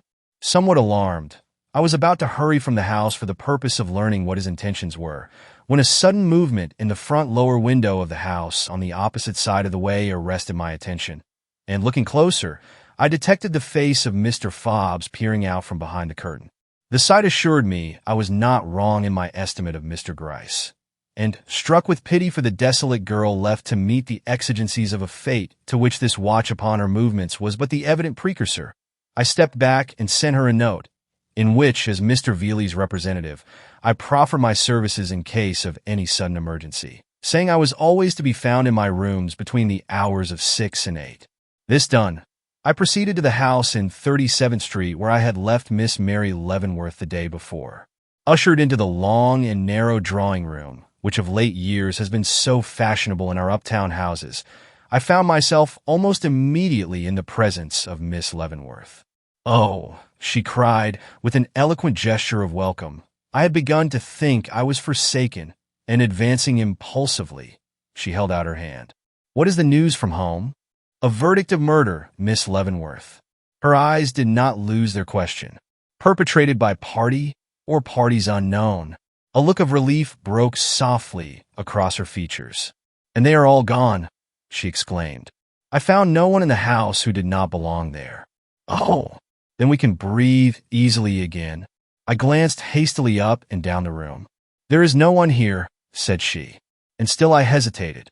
At length, in an awkward way enough, I turned towards her and said, I do not wish either to offend or alarm you, but I must say that I consider it your duty to return to your own home tonight. Why? She stammered. Is there any particular reason for my doing so? Have you not perceived the impossibility of my remaining in the same house with Eleanor? Miss Leavenworth, I cannot recognize any so-called impossibility of this nature. Eleanor is your cousin, has been brought up to regard you as a sister. It is not worthy of you to desert her at the time of her necessity. You will see this as I do, if you will allow yourself a moment's dispassionate thought. Dispassionate thought is hardly possible under the circumstances, she returned, with a smile of bitter irony. But before I could reply to this, she softened and asked if I was very anxious to have her return. And when I replied, more than I can say, she trembled and looked for a moment as if she were half inclined to yield, but suddenly broke into tears, crying it was impossible, and that I was cruel to ask it. I drew back, baffled and sore. Pardon me, said I have indeed transgressed the bounds allotted to me. I will not do so again. You have doubtless many friends. Let some of them advise you. She turned upon me all fire. The friends you speak of are flatterers. You alone have the courage to command me to do what is right. Excuse me, I do not command. I only entreat. She made no reply, but began pacing the room, her eyes fixed, her hands working convulsively. You little know what you ask, said she. I feel as though the very atmosphere of that house would destroy me. But why cannot Eleanor come here? She impulsively inquired. I know Mrs. Gilbert will be quite willing, and I could keep my room, and we need not meet. You forget that there is another call at home, besides the one I have already mentioned. Tomorrow afternoon your uncle is to be buried. Oh yes, poor uncles. You are the head of the household, I now ventured, and the proper one to attend to the final offices towards one who has done so much for you. There was something strange in the look which she gave me. It is true, she assented. Then, with a grand turn of her body and a quick air of determination, I am desirous of being worthy of your good opinion. I will go back to my cousin, Mr. Raymond. I felt my spirits rise a little. I took her by the hand. May that cousin have no need of the comfort which I am now sure you will be ready to give her. Her hand dropped from mine. I mean to do my duty, was her cold response. As I descended the stoop, I met a certain thin and fashionably dressed young man, who gave me a very sharp look as he passed, as he wore his clothes a little too conspicuously for the perfect gentleman, and as I had some remembrance of having seen him at the inquest, I set him down for a man in Mr. Gryce's employ, and hasted on towards the avenue, when what was my surprise to find on the corner another person, who, while pretending to be on the lookout for a car, cast upon me, as I approached, a furtive glance of intense inquiry. As this latter was, without question, a gentleman, I felt some annoyance, and, walking quietly up to him, asked if he found my countenance familiar, that he scrutinized it so closely. I find it a very agreeable one, was his unexpected reply, as he turned from me and walked down the avenue. Nettled, and in no small degree mortified at the disadvantage in which his courtesy had placed me, I stood watching him as he disappeared, asking myself who and what he was. For he was not only a gentleman, but a marked one, possessing features of unusual symmetry as well as a form of peculiar elegance. Not so very young. He might well be 40. There were yet evident on his face the impress of youth's strongest emotions. Not a curve of his chin, nor a glance of his eye betraying in any way the slightest leaning towards ennui, though face and figure were of that type which seems most to invite and cherish it. He can have no connection with the police force, thought I, nor is it by any means certain that he knows me or is interested in my affairs. But I shall not soon forget him, for all that. The summons from Eleanor Leavenworth came about 8 o'clock in the evening.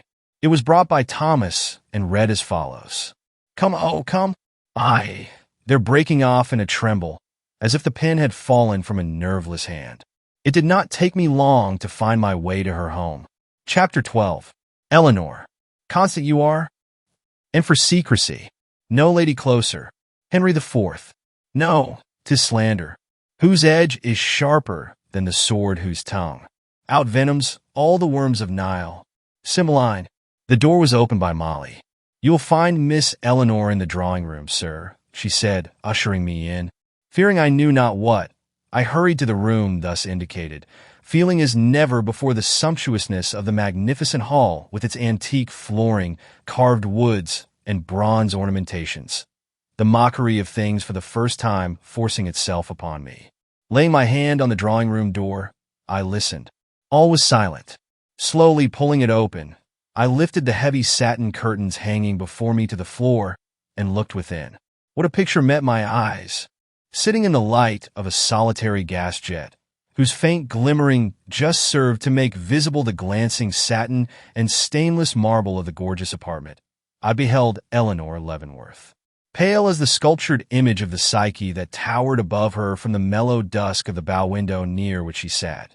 Beautiful as it, and almost as immobile, she crouched with rigid hands frozen in forgotten entreaty before her, apparently insensible to sound, movement, or touch, a silent figure of despair and presence of an implacable fate.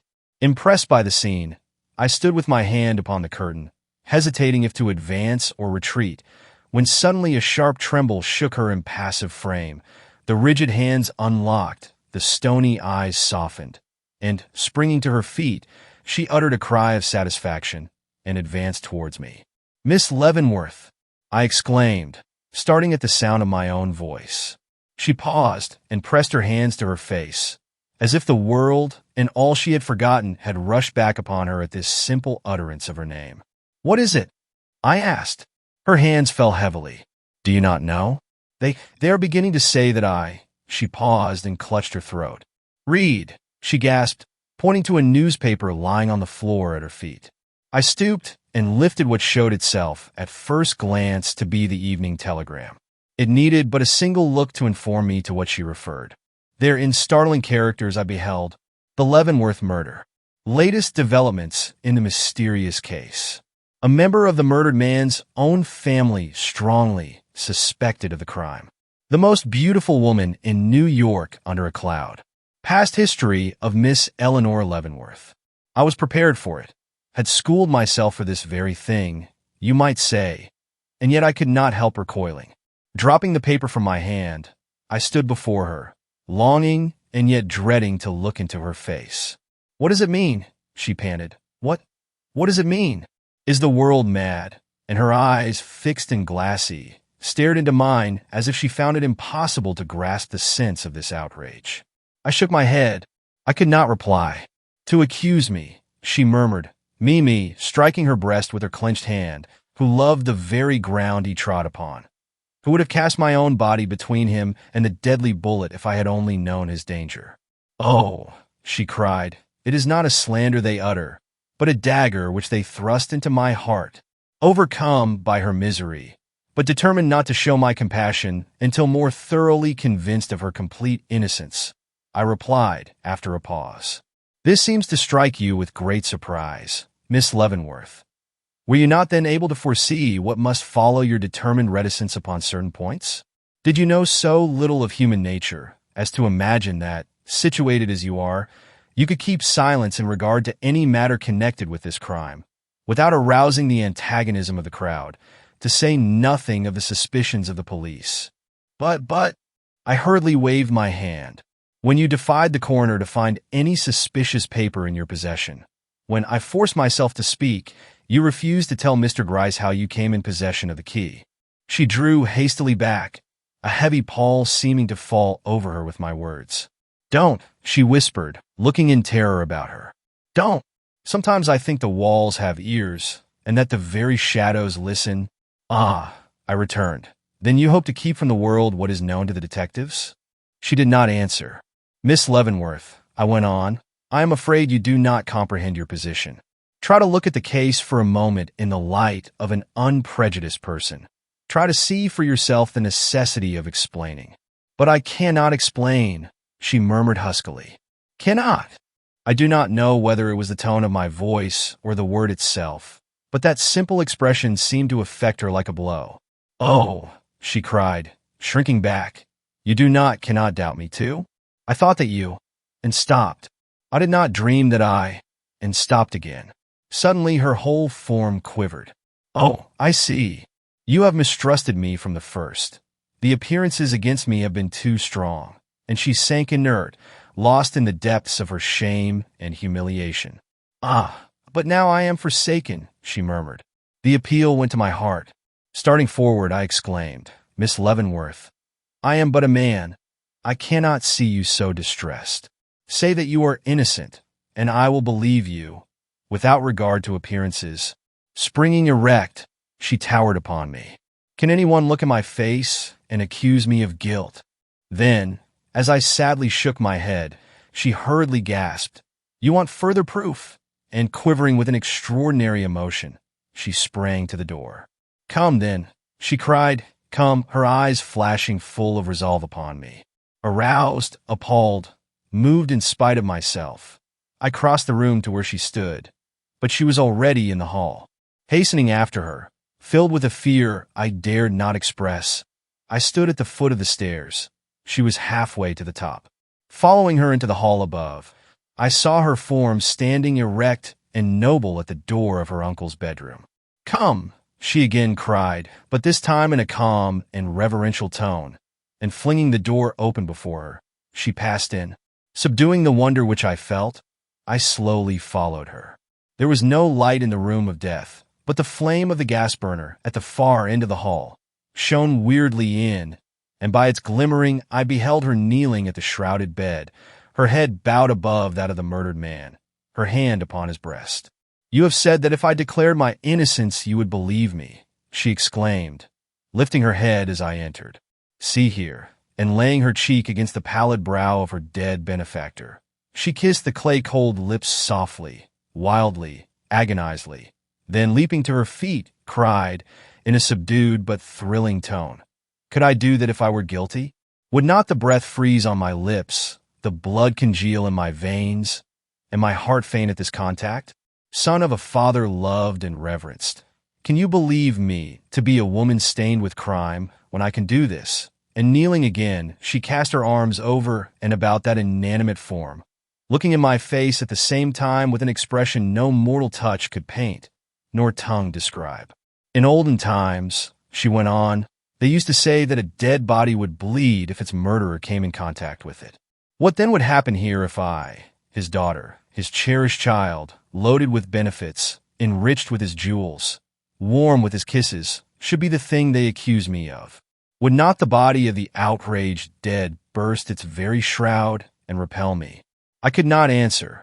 In the presence of some scenes the tongue forgets its functions. "Oh," she went on, "if there is a God in heaven who loves justice and hates a crime, let him hear me now. If I, by thought or action, with or without intention, have been the means of bringing this dear head to this pass, if so much as the shadow of guilt, let alone the substance, lies upon my heart and across these feeble woman's hands, may his wrath speak in righteous retribution to the world. And here, upon the breast of the dead, let this guilty forehead fall, never to rise again." An awed silence followed this invocation. Then a long, long sigh of utter relief rose tremulously from my breast, and all the feelings hitherto suppressed in my heart burst their bonds, and leaning towards her, I took her hand in mine. "You cannot believe me tainted by crime now," she whispered, the smile which does not stir the lips, but rather emanates from the countenance, like the flowering of an inner peace, breaking softly out on cheek and brow. "Crime?" The word broke uncontrollably from my lips. "Crime? No," she said calmly. "The man does not live who could accuse me of crime here." For reply, I took her hand, which lay in mine, and placed it on the breast of the dead. Softly, slowly, gratefully, she bowed her head. "Now let the struggle come," she whispered. "There is one who will believe in me, however dark appearances may be." Chapter 13. The Problem. But who would force the soul, tilts with a straw, against a champion cased in adamant? Wordsworth. When we re-entered the parlor below, the first sight that met our eyes was Mary, standing wrapped in her long cloak in the center of the room. She had arrived during our absence, and now awaited us with lifted head and countenance fixed in its proudest expression. Looking in her face, I realized what the embarrassment of this meeting must be to these women, and would have retreated, but something in the attitude of Mary Leavenworth seemed to forbid my doing so. At the same time, determined that the opportunity should not pass without some sort of reconcilement between them, I stepped forward and, bowing to Mary, said, "Your cousin has just succeeded in convincing me of her entire innocence, Miss Leavenworth. I am now ready to join Mr. Gryce, heart and soul, in finding out the true culprit." I should have thought one look into Eleanor Leavenworth's face would have been enough to satisfy you that she is incapable of crime, was her unexpected answer. And lifting her head with a proud gesture, Mary Leavenworth fixed her eyes steadfastly on mine. I felt the blood flash to my brow, but before I could speak, her voice rose again, still more coldly than before. "It is hard for a delicate girl, and used to aught but the most flattering expressions of regard, to be obliged to assure the world of her innocence in respect to the committal of a great crime. Eleanor has my sympathy." And sweeping her cloak from her shoulders with a quick gesture, she turned her gaze for the first time upon her cousin. Instantly Eleanor advanced, as if to meet it, and I could not but feel that for some reason, this moment possessed an importance for them, which I was scarcely competent to measure. But if I found myself unable to realize its significance, I at least responded to its intensity. And indeed, it was an occasion to remember. To behold two such women, either of whom might be considered the model of her time, face to face and drawn up in evident antagonism, was a sight to move the dullest sensibilities. But there was something more in this scene than that. It was the shock of all the most passionate emotions of the human soul, the meeting of waters of whose depth and force I could only guess by the effect. Eleanor was the first to recover. Drawing back with the cold haughtiness which, alas, I had almost forgotten in the display of later and softer emotions, she exclaimed, "There is something better than sympathy, and that is justice," and turned, as if to go. "I will confer with you in the reception room, Mr. Raymond." But Mary, springing forward, caught her back with one powerful hand. "No," she cried, "you shall confer with me. I have something to say to you, Eleanor Leavenworth." And, taking her stand in the center of the room, she waited. I glanced at Eleanor, saw this was no place for me, and hastily withdrew. For 10 long minutes, I paced the floor of the reception room, a prey to 1,000 doubts and conjectures. What was the secret of this home? What had given rise to the deadly mistrust continually manifested between these cousins, fitted by nature for the completest companionship and the most cordial friendship? It was not a thing of today or yesterday.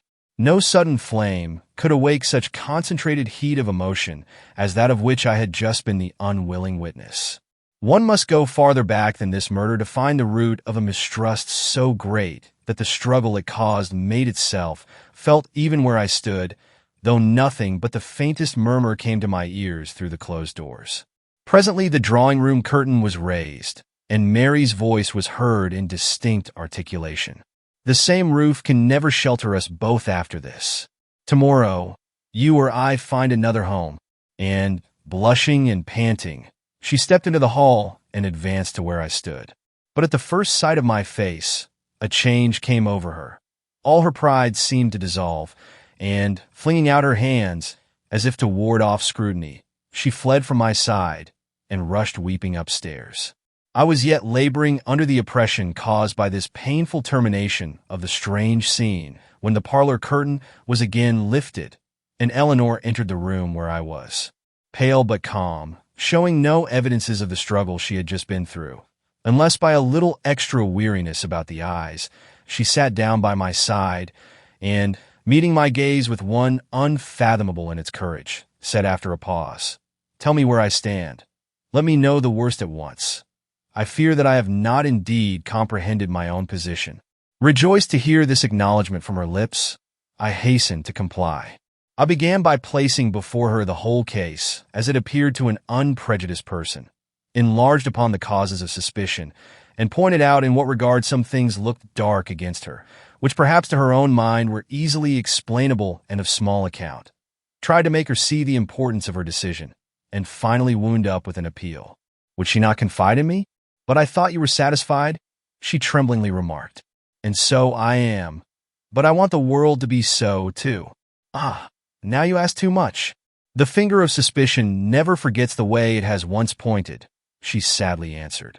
My name is tainted forever, and you will submit to this, when a word— I am thinking that any word of mine now would make very little difference, she murmured.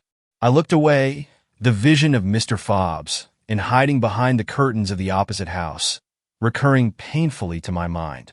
If the affair looks as bad as you say it does, she pursued, it is scarcely probable that Mr. Gryce will care much for any interpretation of mine in regard to the matter.